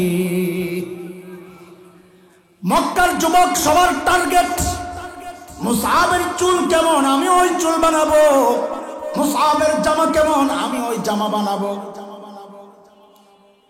স্মার্ট বয় মুসআব হয়ে গেছেন মক্কার মডেল পুরুষ। মডেল মডেল ছিল না, মডেল আরবিতে বলে ফাতা মক্কা। যেই না আল্লাহর নবী সাল্লাল্লাহু আলাইহি ওয়াসাল্লামের দাওয়াত পায়া গেছে, যখন ঈমান কলিজায় ঢুকে গেছে, আর এখন ওই মুসআব, ওই স্টাইলিশ পুরুষ স্মার্ট বয় মুসআব, তার এখন বাহ্যিক এই সৌন্দর্যের পেছনে কোনো চিন্তা নাই। সারাক্ষণ দিল ঠিক করা, আমল ঠিক করার পেরেশানি। মা পেরেশান হয়ে গেছে, আরে আমার কি মুসআব কি হয়ে গেল। মার বক্তব্যটা বোঝার জন্য একটু আমাদের কথা শুনে। আমি ঢাকার যেই জায়গায় জুমা পড়াই, ঢাকা ইউনিভার্সিটি, ঢাকা কলেজ, বুয়েট, এই সবগুলো আমার চারপাশে। তো ইউনিভার্সিটির অনেক ছেলে আমার সাথে ব্যক্তিগত সম্পর্ক রাখে, কারণ হচ্ছে বড়দের কাছে যাইতে সাহস পায় না। ছোট মানুষ আমার কাছে খুব করে আয়া পড়ে। তো যে যাকে ভালোবাসে তার মতন সুরত ধরতে চায়, এটা মানুষের নেচার। ওরাও আমাদের মতো টুপি জামা পরে, অনেকগুলোরে দেখলে বেশি মায়া লাগে, পাগড়ি পুগড়ি বাইন্দা এমন ভাবে আসে, শরম লাগে আমার।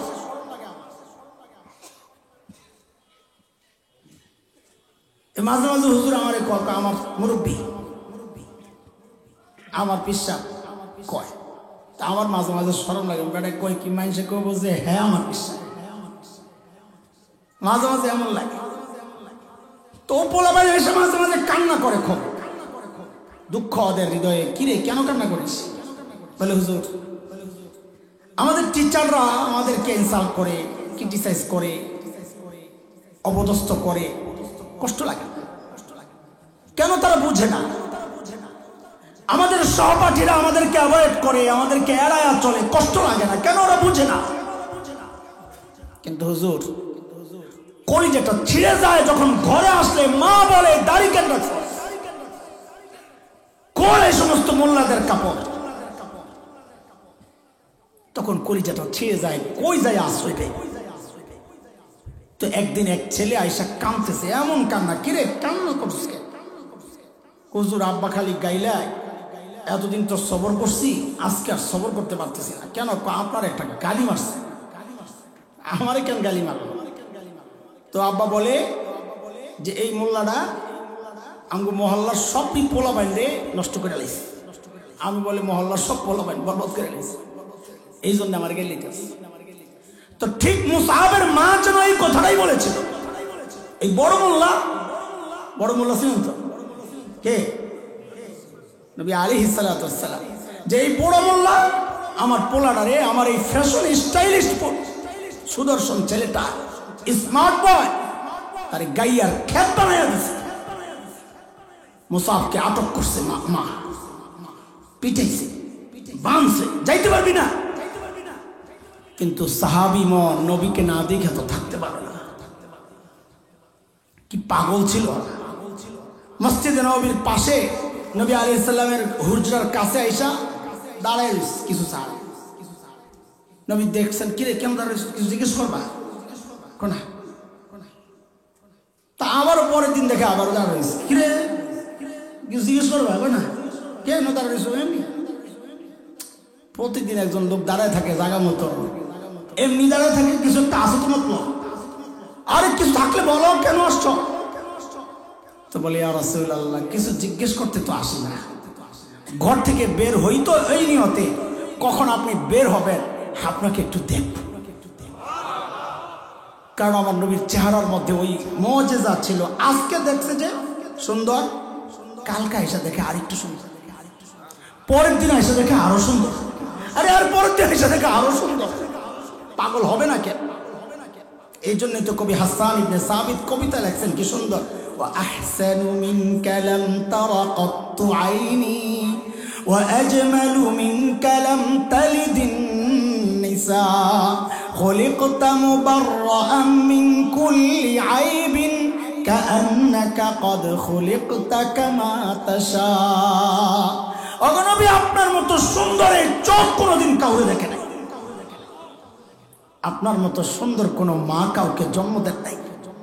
নবী গো, আপনার দিকে তাকাইলে মনে হয় কি জানেন, আল্লাহ আপনাকে সমস্ত ত্রুটি মুক্ত করে, আপনি যেমন চাইছেন ঠিক আপনার চাওয়া অনুযায়ী আল্লাহ আপনার আসমান থেকে বানাইছে।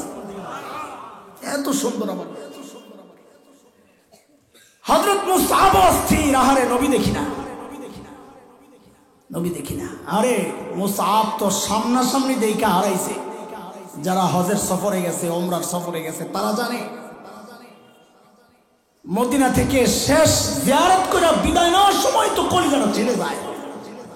যাহারে আবার কবে এসে দাঁড়ায় বলবা সালাতু ওয়াসসালামু আলাইকা ইয়া রাসূলুল্লাহ, কাঁদতে কাঁদতে বের হয়। কত মানুষ দেখছি কাঁদতে কাঁদতে বের হয়।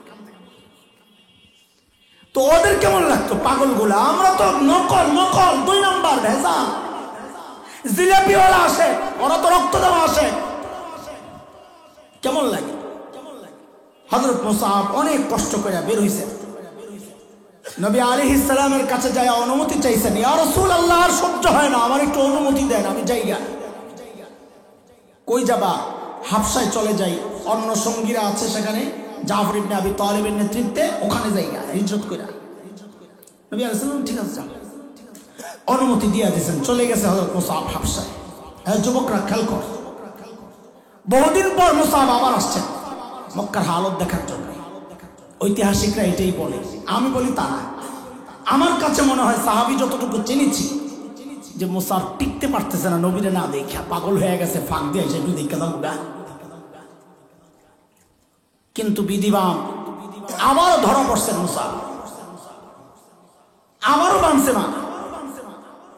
এভাবে যেতে যেতে 11তম বছর হিজরতের না নবুয়তের 11তম বছর মদিনা থেকে আসছে কিছু মানুষ হজ করবে, ইসলাম কবুল করে নাই, মুসলমান ছাড়াও হজ করতে আসতো। যা হযরত আবু বকর যেদিন হজ করছেন 9ম হিজরিতে, যাকে হজ্জে আকবর বলা হয়েছে, ইয়াউমুল হজ্জিল আকবর, সেই দিন থেকে নিষেধ হয়ে গেছে যে আজকের পর আর কোনো মুশরিক হজ করবে না, আজকের পর আর কেউ উলঙ্গ হয়ে তাওয়াফ করবে না। সূরা বারাআর শুরুর দিকের কয়েকটা আয়াত নাজিল হয়েছে। তো মদিনা থেকে আসছে তারা হজ করার জন্য। নবী আলাইহিস সালাম তো অপেক্ষায় থাকতেন বাহির থেকে কে আসে দাওয়াত দিবেন। তাদেরকে দাওয়াত দেওয়া হয়েছে, তারা সবাই মুসলমান হয়ে গেছে, চলে গেছে। 12তম বছর নবুয়তের ব্যাপক সংখ্যায় আসছে মদিনা থেকে। আগে যারা মুসলমান হয়েছে তারাও আসছে, নতুন অনেক সদস্য আসছে। নবী আলাইহিস সালাম সবাই দাওয়াত দিয়েছেন, সবাই মুসলমান হয়ে গেছে। বায়াত হয়েছে, তাকে বলে বায়াতে উকবা সানিয়া, প্রথমটা ছিল উকবা আল উলা। বায়াত হয়েছে, আপনি আসেন, সর্বাত্মক সহযোগিতা আমরা করব। এই গ্রুপ যাওয়ার সময় নবী আলাইহিস সালামের কাছে একটা আবদার করছে, ইয়া রাসূলুল্লাহ, মদিনায় যে আমরা যাব নতুন মুসলমান, আমরা তো দিন জানি না, ঈমান আছে, শরীয়ত তো জানি না। আমাদের জন্য একজন শিক্ষক দেন যিনি আমাদেরকে দিন শিখাবেন, একজন দাঈ দেন, আমাদের অন্য ভাই যারা এখনো মুসলমান হয় নাই তাদেরকে দাওয়াত দিবে। এই কাজের জন্য নবী আলাইহিস সালাম দুইজন সাহাবীকে নির্বাচন করেছেন। কয়জন? একজন অন্ধ সাহাবী হযরত আব্দুল্লাহ ইবনে উম্মে মাকতুম রাদিয়াল্লাহু আনহু, আরেকজন ছিলেন এই যে মুসআব ইবনে উমাইর, ওই যে হিরো অফ মক্কা, মনে আছে নি কথা? নবী কয় যা, এই সুযোগে তুই জাগা, মদিনায় জাগা। চলে গেছেন মুসআব। হিজরতের 12তম বছরের কথা। 13তম বছরে নবী আলাইহিস সালাম নিজেই চলে গেলেন মদিনায়। এবার শুরু হলো নতুন বর্ষ গণনা, হিজরি বর্ষ। হিজরতের প্রথম বছর গেল এমনি। আমি খুব দ্রুত ইতিহাসে দৌড়াইতেছি ওই মূল জায়গায় যাওয়ার জন্য। দ্বিতীয় বছর বদরের যুদ্ধ হইল। প্রতিশোধ নেওয়ার জন্য তৃতীয় বছর কাফেররা আরো শক্তি নিয়ে আসলো। ওহদের যুদ্ধ, ওহদের মাঠে মুসলমান কাফের মুখোমুখি। নবী আলাইহিস সালাম ওহদের মুসলমানদের ঝান্ডা তুলে দিলেন ওই সেই মুসআব ইবনে উমাইরের হাতে। যুদ্ধ চলছে, লড়াই চলছে প্রচন্ড, মুসলমান জয়ী হয়ে গেছে। গনিমতের মাল তালাশ করা শুরু করছে। একটা ভুল হয়েছে, আবার পরাজয় হয়েছে। ব্যাপকভাবে মুসলমান শহীদ হয়েছে, 70 জন সাহাবী শহীদ।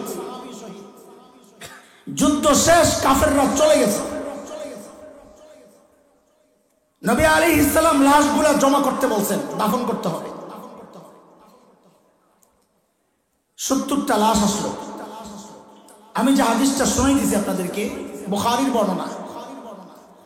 দুইজন রাবী, দুইজন বর্ণনাকারী এই হাদিস বর্ণনা করেছেন। একজন হযরত খাব্বাব ইবনুল আরিত রাদিয়াল্লাহু আনহু, আরেকজন আব্দুর রহমান ইবনে আউফ রাদিয়াল্লাহু আনহু।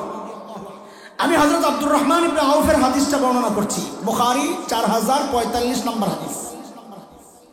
হযরত আব্দুর রহমান ইবনে আউফ ছিলেন ধনী মানুষ, ধনী সাহাবী।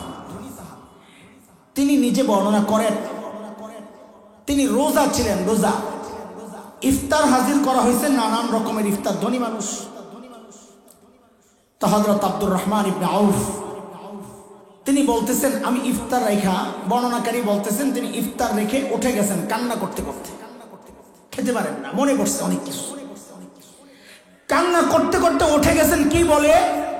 যাহারে আমরা না জানি আমাদের আমলের বদলা দুনিয়ায় নিয়ে নিচ্ছি। কোরআনে আসছে এমন, আযহাবতুম তাইয়্যিবাতিকুম ফি হায়াতিকুমুদ দুনিয়া ওয়াস্তামতাতুম বিহা ফালইয়াওমা তুজজাউনা আযাবাল হুনি বিমা কুনতুম তাস্তাকবিরুনা ফিল আরদি বিগাইরিল হক ওয়া বিমা কুনতুম তাফসুকুন।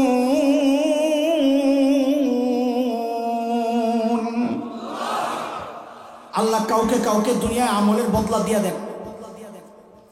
হযরত আব্দুর রহমান ইবনে আউফ কাঁদতেছেন, না জানি আল্লাহ বদলা দিয়ে দিয়েছেন। আল্লাহর নবীর কিছু সাহাবী দুনিয়ায় বদলা নেন নাই, আখিরাতের জন্য রেখে দিয়েছেন। তখন তিনি দুই সাহাবীর বর্ণনা আনছেন। একজন হযরত মুসআব, আরেকজন হযরতে হামজা রাদিয়াল্লাহু আনহুমা। হযরত আব্দুর রহমান ইবনে আউফ বলেন, আমরা যখন মুসআবকে দাফন করতে নিব, নবী আলাইহিস সালাম বলছেন কবর একটার মধ্যে লাশ যাবে দুইটা। কবর একটা, লাশ কয়টা? কেন? সাহাবায়ে কেরাম সবাই আহত, মনোবল ভাঙ্গা, মানসিকভাবে বিপর্যস্ত। এটা নিজেদের কারণে না, সাহাবী দিল আমরা চিনি বুঝি, এদের মনোবল ভাঙছে হইল নবী আলাইহিস সালামের রক্তাক্ত চেহারা দেখা। সইতে পারে না। নবী আলাইহিস সালাম সহজ করছেন, ঠিক আছে এক কবরে দুইজন দাফন দাও। এক কবরে। আপনারা জানেন শহীদকে কেমনে দাফন দিতে হয়? শহীদের দাফনের মাসআলা হচ্ছে গোসল ছাড়া দাফন দিতে হয়। যেই কাপড়ে শাহাদাত বরণ করছে ওই রক্তাক্ত কাপড় সহ দাফন দিতে হয়। কেন? আরে হাসরের মাঠে আমি আপনি যে অবস্থায় মারা গেছি ওই অবস্থায় উঠবো। হাদিসের কথা, ইন্নাকুম তুহশারুন কামা তামুতুন। আমরা তো উঠবো আস্তে আস্তে। শহীদ যখন হাসরের মাঠে উঠবে তো তার শরীর থেকে ওই রক্তগুলো আবার টপ টপ করে তাজা রক্ত হইয়া ঝরতে থাকবে, আর ওই রক্ত থেকে বেশ কম্বরের গ্রাম বের হতে থাকবে।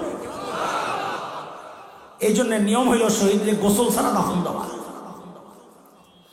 হযরত আব্দুর রহমান ইবনে আউফ বলেন, মুসআবের লাশ আনা হয়েছে দাফন করার জন্য। এই যুবক, কোন মুসআব? হিরো অফ মক্কা, মনে আছে তো? ইসলাম কবুল করার পরের অবস্থাটা দেখো। বাহ্যিক সৌন্দর্যের কথা, সাজগুজের কথা, স্টাইল আর ফ্যাশনের কথা সব ভুলে গেছে। এখনকার অবস্থা কি?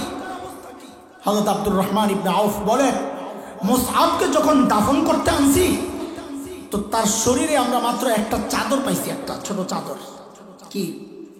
একটা চাদর দিয়ে খালি কোন রকম সতর টতর ঢেকে রাখছে মুসআব। হযরত আব্দুর রহমান ইবনে আউফ বলেন, যেহেতু এখন ওই চাদর দিয়েই দাফন করতে হবে, তো ওনার হাদিসের শব্দ ওনার যে ইন গুত্তিয়া বিহা রাসু বাদাত রিজলাহ ওয়া ইন গুত্তিয়া বিহা রিজলাহ বাদা রাসু, যে যখন মুসআবের ওই চাদরটা দিয়ে যখন মুসআবের মাথাটা ঢাকতে যায় তো দেখি যে মুসআবের পাগুলা খালি হয়ে যায়, আর যখন পাও ঢাকতে যায় দেখি মাথা খালি হয়ে যায়। হযরত খাব্বাব পরে নবী আলাইহিস সালামের কাছে দৌড়ে গেলাম, ইয়া রাসূলুল্লাহ, মুসআবের এই অবস্থা, মাথা ঢাকতে গেলে পাও খালি হয়ে যায়, পাও ঢাকতে গেলে মাথা খালি হয়ে যায়, এখন কি করব? আল্লাহর হাবিব বলেন, ওর চাদরটা দিয়ে ওর মাথাটা ঢাইকা দাও। আর আরবের এক রকমের ঘাস আছে ইসখির, বলে ওই ইসখির দিয়ে ওর পাও গুলারে ঢেকে দাও। ছিলেন কি? হ্যাঁ, মাঝে মধ্যে অস্থির হয়ে যায়, কি ভাইবা জানি ওই এক টুকরা কাপড় নিয়ে যদি মুসআব হাসরের মাঠে আমার সামনে দাঁড়ায় জিজ্ঞেস করে, এরে হাসান জামিল জামা করা ছিল?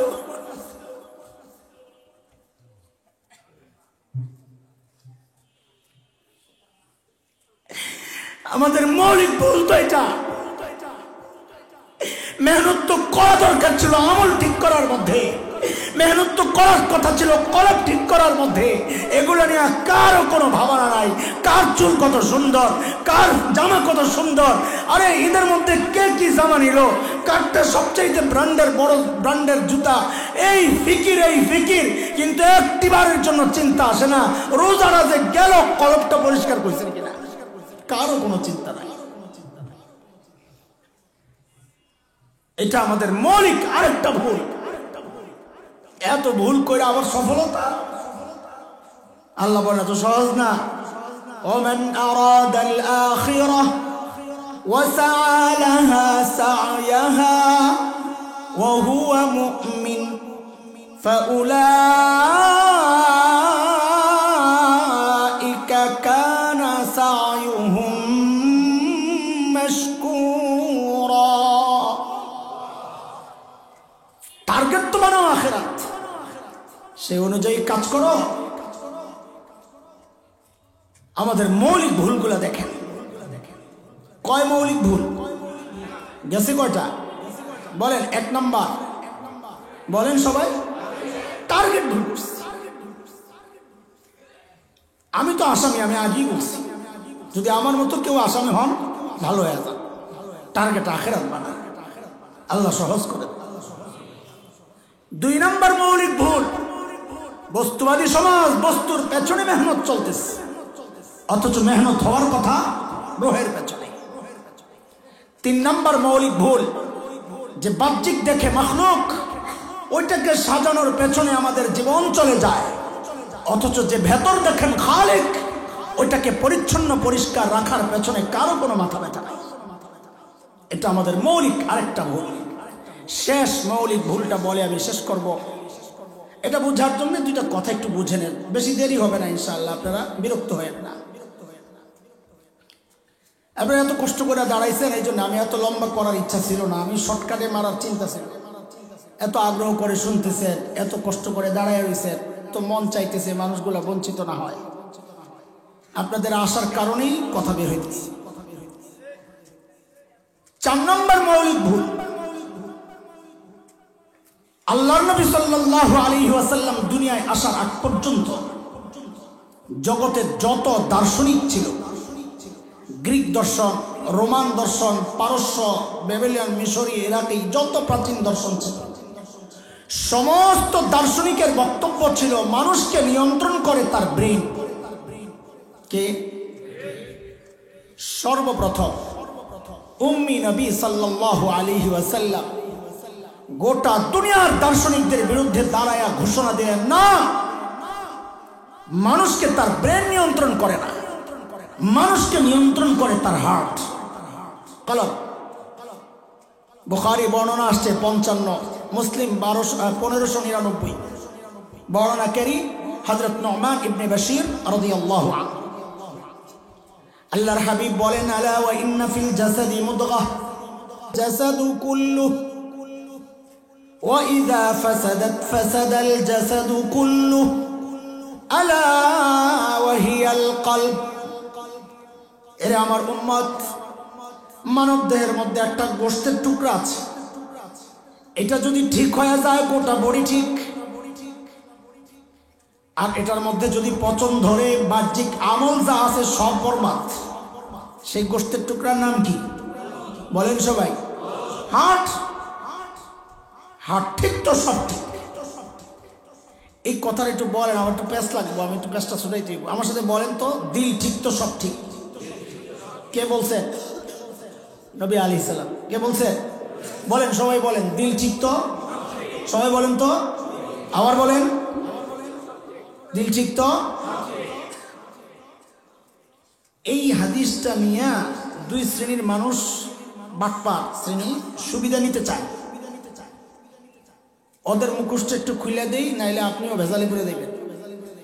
এক শ্রেণীর মানুষ হলো যারা ইমামদেরকে ডিস্টার্ব করে, আইসা বলবে, হুজুর আমি হয়তো আপনাকে মোল্লাকে মতো নামাজ পড়ি না হুজুর, কিন্তু আমার দিলটা ঠিক আছে। আছে এরকম কথা বলেন? আছে পাবলিক? আমার দিল ঠিক আছে, নামাজ পড়ি না, আমার ভিতরটা ঠিক আছে, দিল ঠিক আছে। মানে ও বুঝাইতে চায় আপনারা নামাজ পড়লো, আপনাকে হুজুর দিল ঠিক নেই, ও বুঝাইতে চায় এটা আর কি। এই এক শ্রেণী। তো হ্যাঁ, কথা যদি এমন হয় যে দিল ঠিক আছে, তো হ্যাঁ ঠিকই আছে, কারণ হয়তো হাদিস কইছে দিল ঠিক আছে, যেহেতু সব ঠিক, তাই না? আরেক শ্রেণী পাইবেন মাজারে ভণ্ডারা,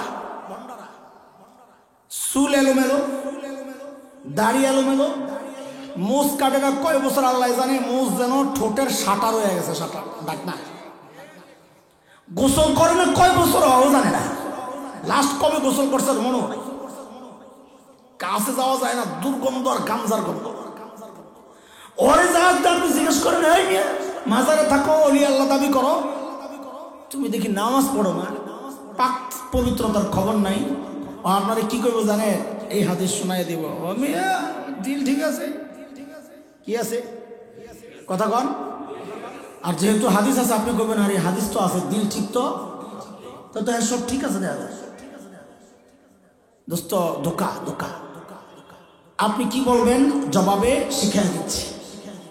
আপনি বলবেন না তোমার দিল ঠিক নাই, ঠিক আছে, না ঠিক নাই। কেন বুঝলা? কারণ হাদিস বলছে দিল ঠিক তো সব ঠিক, তোমার সব ঠিক নাই, বোঝা গেল তোমার দিলও ঠিক নাই। যদি দিল ঠিক থাকতো তোর চুল ঠিক থাকতো, যদি দিল ঠিক থাকতো মোষ ঠিক থাকতো, দিল ঠিক থাকতো পাক পবিত্রতা ঠিক থাকতো, দিল ঠিক থাকতো ইবাদত ঠিক থাকতো। কথা কন ঠিক কিনা? কামগে ইবাদত লাগে না, আল্লাহরে পেয়ে গেছে। কারণ আল্লাহ কইছে ওয়াবুদ রাব্বাকা হাত্তা ইয়াতিয়াকাল ইয়াকিন, ইয়াকিন আসা পর্যন্ত ইবাদত করো। ইয়াকিন এসে গেছে আর ইবাদত লাগে না। আছে এমন মন্ড? ইয়াকিন মানে মৃত্যু। মৃত্যু মৃত্যু হলো সবচেয়ে নিশ্চিত জিনিস।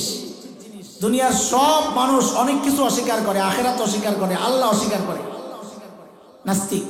কিন্তু মৃত্যু অস্বীকার করে এমন কেউ নাস্তিক। প্লেনের মধ্যে দুর্ঘটনা ভাব দেখলে হেওয়া আল্লাহ জিকির শুরু করে, কারণ মরার ডরে। এটা হলো ইয়াকিন। যে বলে আমার ইবাদত লাগে না, ও আর শয়তানের মধ্যে কোনো পার্থক্য নাই।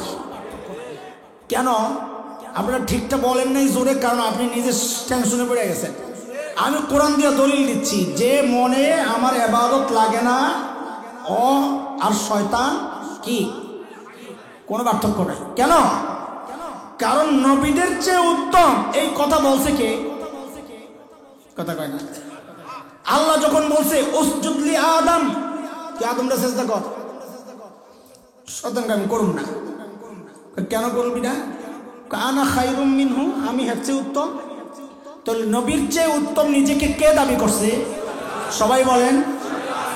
যে ব্যক্তি বলবে আমার ইবাদত লাগে না, ও নিজেকে নবীর চেয়ে উত্তম দাবি করছে। কেন?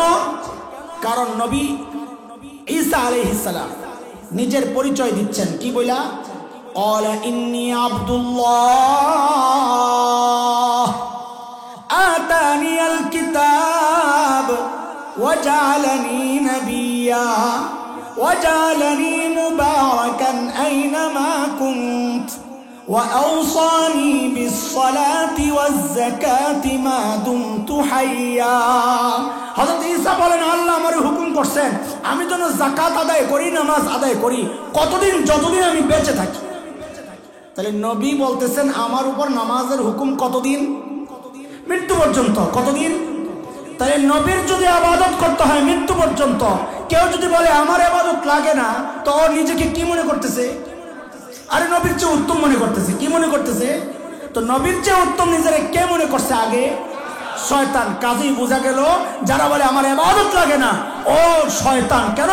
ও নিজেকে নবী ঈসার চেয়ে উত্তম মনে করতেছে। কথা বুঝতেছেন আপনারা?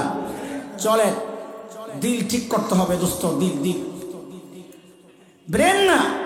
এই সমাজের আরেকটা মৌলিক ভুল এটা, স্কিল ডেভেলপমেন্টের নামে সন্তানকে ইংরেজি শিখায়, এটা শিখায়, বিজ্ঞান শিখায়, কম্পিউটার শিখায়, দুনিয়ার সব শিখাইতেছে। কেন? স্কিল ডেভেলপ করতে হবে, তার যোগ্যতা বাড়াইতে হবে। অথচ নবী বলছেন মেহনত দরকার এখানে।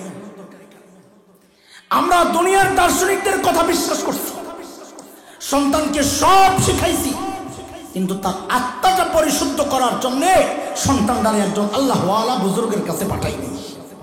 এটা আমাদের মৌলিক আরেকটা ভুল, যার কারণে ফলাফল কি? ফলাফল এই ভুলের ফলাফল কি? ফলাফল হচ্ছে পত্রিকাওয়ালাদের রিপোর্ট, উচ্চ শিক্ষার হার যত বাড়ছে সন্তানের সাথে মা বাবার দূরত্ব তত বাড়ছে।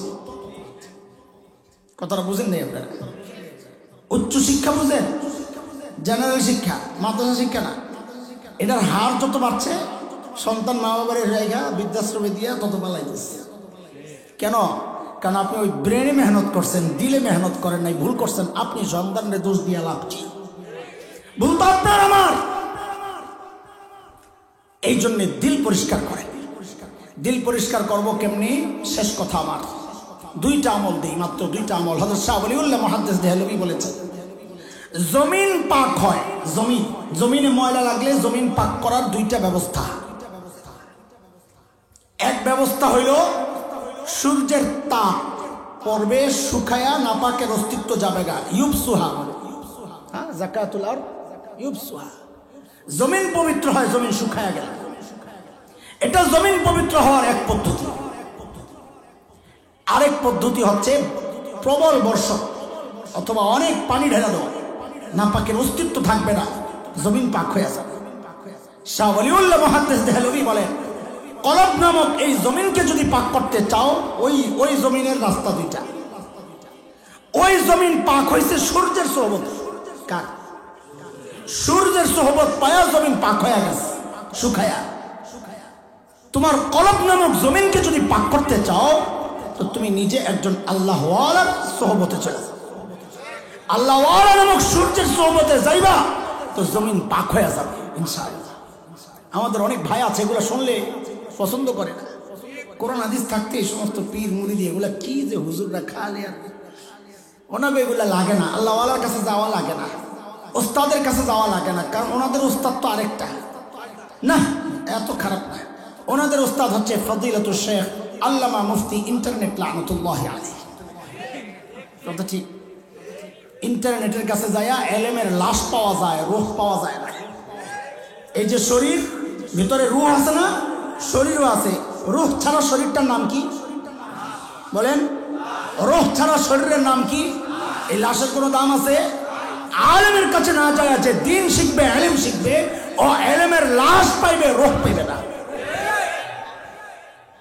এই জন্য দোস্ত, দিল যদি সাফ করতে চাই, এক নম্বর শাহ ওলিউল্লাহ মুহাদ্দিস দেহলভী বলেছেন, যার হাত ধরে এই উপমহাদেশের মানুষ হাদিস পাইছে, সেই শাহ ওলিউল্লাহ রহমতুল্লাহ আলাইহি বলেন যে আল্লাহ ওয়ালার সোহবতে যাও, সূর্যের সোহবত পাইয়া জমিন যেমন পাক হইছে, তুমি আল্লাহ ওয়ালার সোহবত যায় নিজের কলব নামক জমিনকে পাক করো। এক নাম্বার। দুই নাম্বার, প্রবল বর্ষণ। মনে আছে নি? বলে জমিনের জন্য প্রবল বর্ষণ দরকার। তো নবী আলাইহিস সালাম বলেন, লিকুল্লি শাইইন সিকালা ওয়া সিকালাতুল কুলুব যিকরুল্লাহ। প্রত্যেকটা বস্তু ঘষা ময়জা ঠিক করার একটা আলাদা ব্যবস্থা আছে। এটারে ঘষার ব্যবস্থা আছে, এটারে ঘষার আলাদা ব্যবস্থা আছে, জামা ঘষা পরিষ্কার করার একটা ব্যবস্থা আছে, লোহা ঘষা পরিষ্কার করার একটা ব্যবস্থা আছে। দিল ঘষা পরিষ্কার করার ব্যবস্থার নাম হচ্ছে যিকরুল্লাহ, আল্লাহর জিকির। আল্লাহর জিকির যত বেশি বেশি করবে দিল তত সাফ হবে। এখন আপনি কইবেন মিলল না তো, আপনি কইলেন প্রবল বর্ষণ, এখন কোন জিকির? হ্যাঁ দোস্ত, এত বেহুশ না। যত বেশি জিকির চলবে তত বেশি আল্লাহর রহমতের বৃষ্টি নাজিল হইতে থাকবে। যত বেশি জিকির তত বেশি রহমত, যত বেশি রহমতের বৃষ্টি, ওই বৃষ্টি দিয়ে আপনার আমার দিলগুলা ধুইয়া মুইছা সাফ হইয়া পাক পবিত্র হয়ে যাবে ইনশাআল্লাহ। কয় আমল? এক, আল্লাহ ওয়ালার সোহবত, আর কি? বেশি বেশি জিকির। বলেন দুনিয়া আর কোনো আমল নাই যাকে আল্লাহ বেশি বেশি বলছেন? জিকিরের ব্যাপারে বলছেন বেশি বেশি। সূরা আহজাব আয়াত 41, ইয়া আইয়ুহাল্লাযীনা আমানু যকুরুল্লাহা যিকরান কাসীরা ওয়াসাব্বিহুহু বুকরাতান ওয়া আসীলা। সকাল বিকাল তাসবিহ পড়ব, কম না বেশি বেশি? এত বেশি আল্লাহ কইছে, বেশি তো অনেক বেশি। হযরত তাকি ওসমানী দামাত বারাকাতুহু বলে, এত ডরাইস না, আল্লাহ বেশি বলছে তো অনেক বেশি। রাস্তার ফকির যদি করে তোমারে অনেক দেবো, তা আপনি হাসবেন, ওটা তুই ভিক্ষা করে খাস, তুই কি অনেক দেবো? এমপি সাহেব যদি বলে অনেক দেবো, হ্যাঁ এই অনেক অনেক। মাননীয় প্রধানমন্ত্রী যদি বলেন অনেক, এই অনেক আরো বেশি অনেক। ব্যক্তির ওজন যত বেশি তার অনেকও বেশি। আল্লাহ বলছেন বেশি বেশি জিকির করো, তার মানে বেশি বেশি তো মা খাইছে রে, ঘুম নিদ্রা খাওয়া সব বাদ। হযরত তাকি ওসমানী বলেন, না এত ডরাইস না, আল্লাহ এত কঠিন করে নাই দিন। বলে জীবনের প্রত্যেকটা আমল সুন্নত তরিকায় করো, তো বেশি বেশি জিকির করার যে হুকুম, ওই হুকুমের উপর আমল হয়ে যাবে ইনশাআল্লাহ। ঠিক আছে দোস্ত, ইনশাআল্লাহ এইভাবে যদি চলি তো আল্লাহ বলতেছেন, ওয়ামান আরাদাল আখিরাহ ওয়া সাআ লাহা সা'য়াহা ওয়া হুয়া উলাইকা কানা সা'য়ুহুম মাশকুরা। দোয়া করে যাবেন না দোয়া সারা যাবেন? বলেন বলেন, দোয়া সারা যাবেন না দোয়া করে যাবেন? আমার সাথে না অন্য কারো সাথে? আমার সাথে করবে। আমি তো মুসাফির, দোয়া কবুল হবে তাই না ইনশাআল্লাহ। আর আমি মানুষ খারাপ, কিন্তু আমি একটা পেয়ে গেছি মার্কা। কি? মুসাফির মার্কা। আমার মার্কা কি? মুসাফির মার্কা। এটা এই মার্কায় দাঁড়ানো মানি পাস। কিছু মার্কা তাই না, দাঁড়াইলেই পাস। কথা কয় না? আমি একটা মার্কা পেয়ে গেছি আজকে। সেই মার্কার নাম কি? দোয়া করলেই পাস। কাজে থাকবেন না আমার লাগে, অন্যদিকে গিয়া মাইটের খাবেন, কি দরকার? আমার লগেই থাক। আজকে দোয়া করলেই পাস ইনশাআল্লাহ, যেহেতু নবী বলেছেন। সেই দোয়ার আগে কিছু সদাকার আমল যদি হয় তো দোয়াটা আরো বেশি কবুল হবে ইনশাআল্লাহ। আমার ভাইয়ের তাড়া ছিল, তাড়াহুড়া করে চলে গেছেন। এই দৃশ্য দেখতে আমাদের খারাপ লাগে, আমরাও তো মাদ্রাসাওয়ালা, আমাদের খারাপ লাগে। এই জন্যে আমি আপনাদের কাছে 5-7টা মিনিট সময় চাইবো। আমাদের বাচ্চারা আমি দেখছি ওরা ওই কোমরের মধ্যে কাপড় পেঁচায় রেডি হয়ে রয়েছে মুজাহিদ বাহিনী। তাই আমি বুঝছি যে ওরা নাইমা যাবে। নামো তাড়াতাড়ি, নামো। মুজাহিদ কই? নামো তাড়াতাড়ি। এই চেক আইছে, চেক। নাকি আমার সেক্রেটারি সাহেব 10,000 চেক দিছে। মাশাআল্লাহ, আল্লাহ সেক্রেটারি সাহেবের এই দানকে কবুল ও মঞ্জুর করেন, আমিন। নেন ভাই, আনো ভাই, দ্রুত দ্রুত। বাকিরা দ্রুত শরীফ পড়েন, জিকির করেন, লা ইলাহা ইল্লাল্লাহ। ভাই লেহেন আপনারা, আমার পড়েন আর জিকির।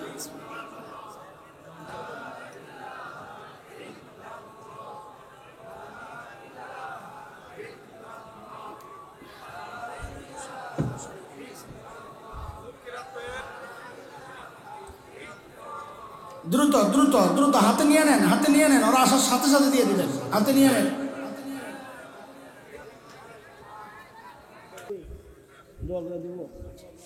اللهم صل على محمد وعلى آل محمد كما صليت على إبراهيم وعلى آل إبراهيم إنك حميد مجيد اللهم بارك على محمد وعلى آل محمد كما باركت على إبراهيم وعلى آل إبراهيم إنك حميد مجيد कोई मजदूर है कोई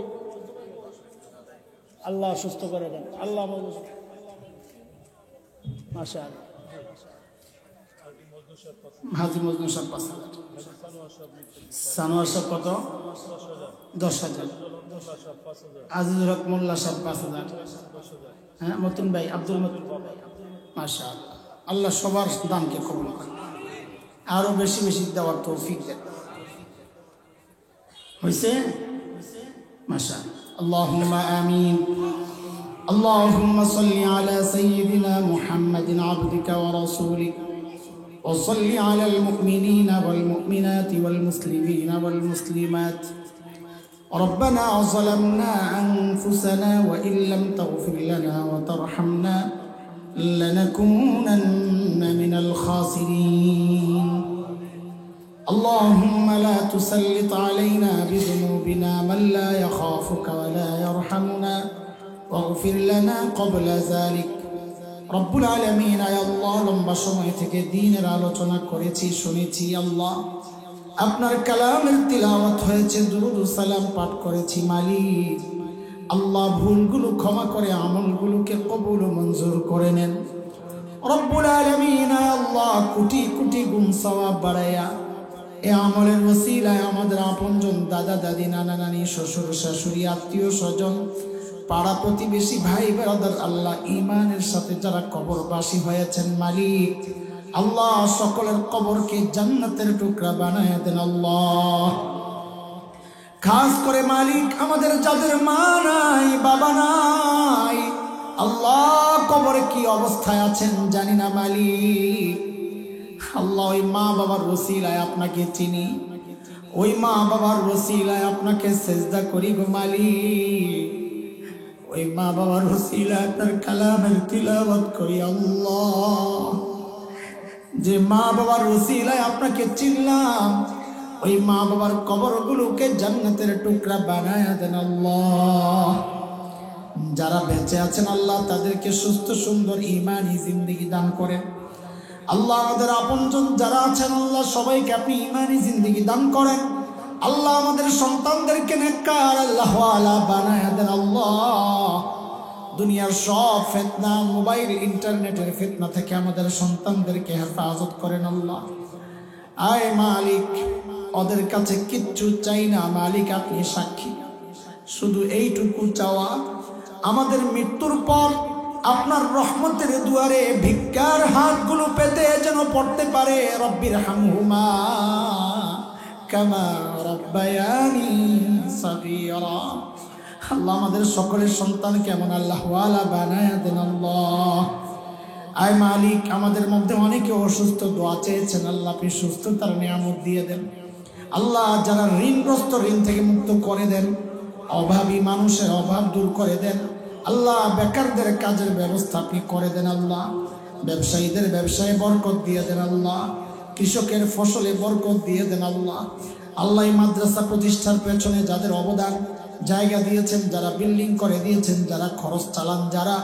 আজকে যারা দান করলেন ভবিষ্যতেও করার ওয়াদা করেছেন সকলের এই দানকে নাজাতের জরিয়া বানায় দেন আল্লাহ আয় মালিক মালিক আয় আল্লাহ আয় মালিক আল্লাহ ফিলিস্তিনের মুসলমানদেরকে আপনি হেফাজত করেন আল্লাহ ওই মজলুম মুসলমানদের সহায় আপনি হয়ে যান মালিক জালেমদেরকে ধ্বংস করে দেন আল্লাহ জালেম ইহুদিদেরকে ধ্বংস করে দেন আল্লাহ ওদের সহযোগী ওদেরকে যারা শেল্টার দেয় মালিক ওই চক্রকে আপনি ধ্বংস করে দেন আল্লাহ আল্লাহুম্মা আহলিকুম কামা আহলাকতা আদা ওয়া সামুদা আল্লাহুম্মা আহলিকুম কামা আহলাকতা আদা ওয়া সামুদা اللهم مزق بيوتهم اللهم دمر بيوتهم ومزق جمعهم وخالف بينهم আয় মালিক আল্লাহ মুসলমানদেরকে আপনি সাহায্য করেন আল্লাহ আয় আল্লাহ মুসলমানদেরকে সাহায্য করেন আল্লাহ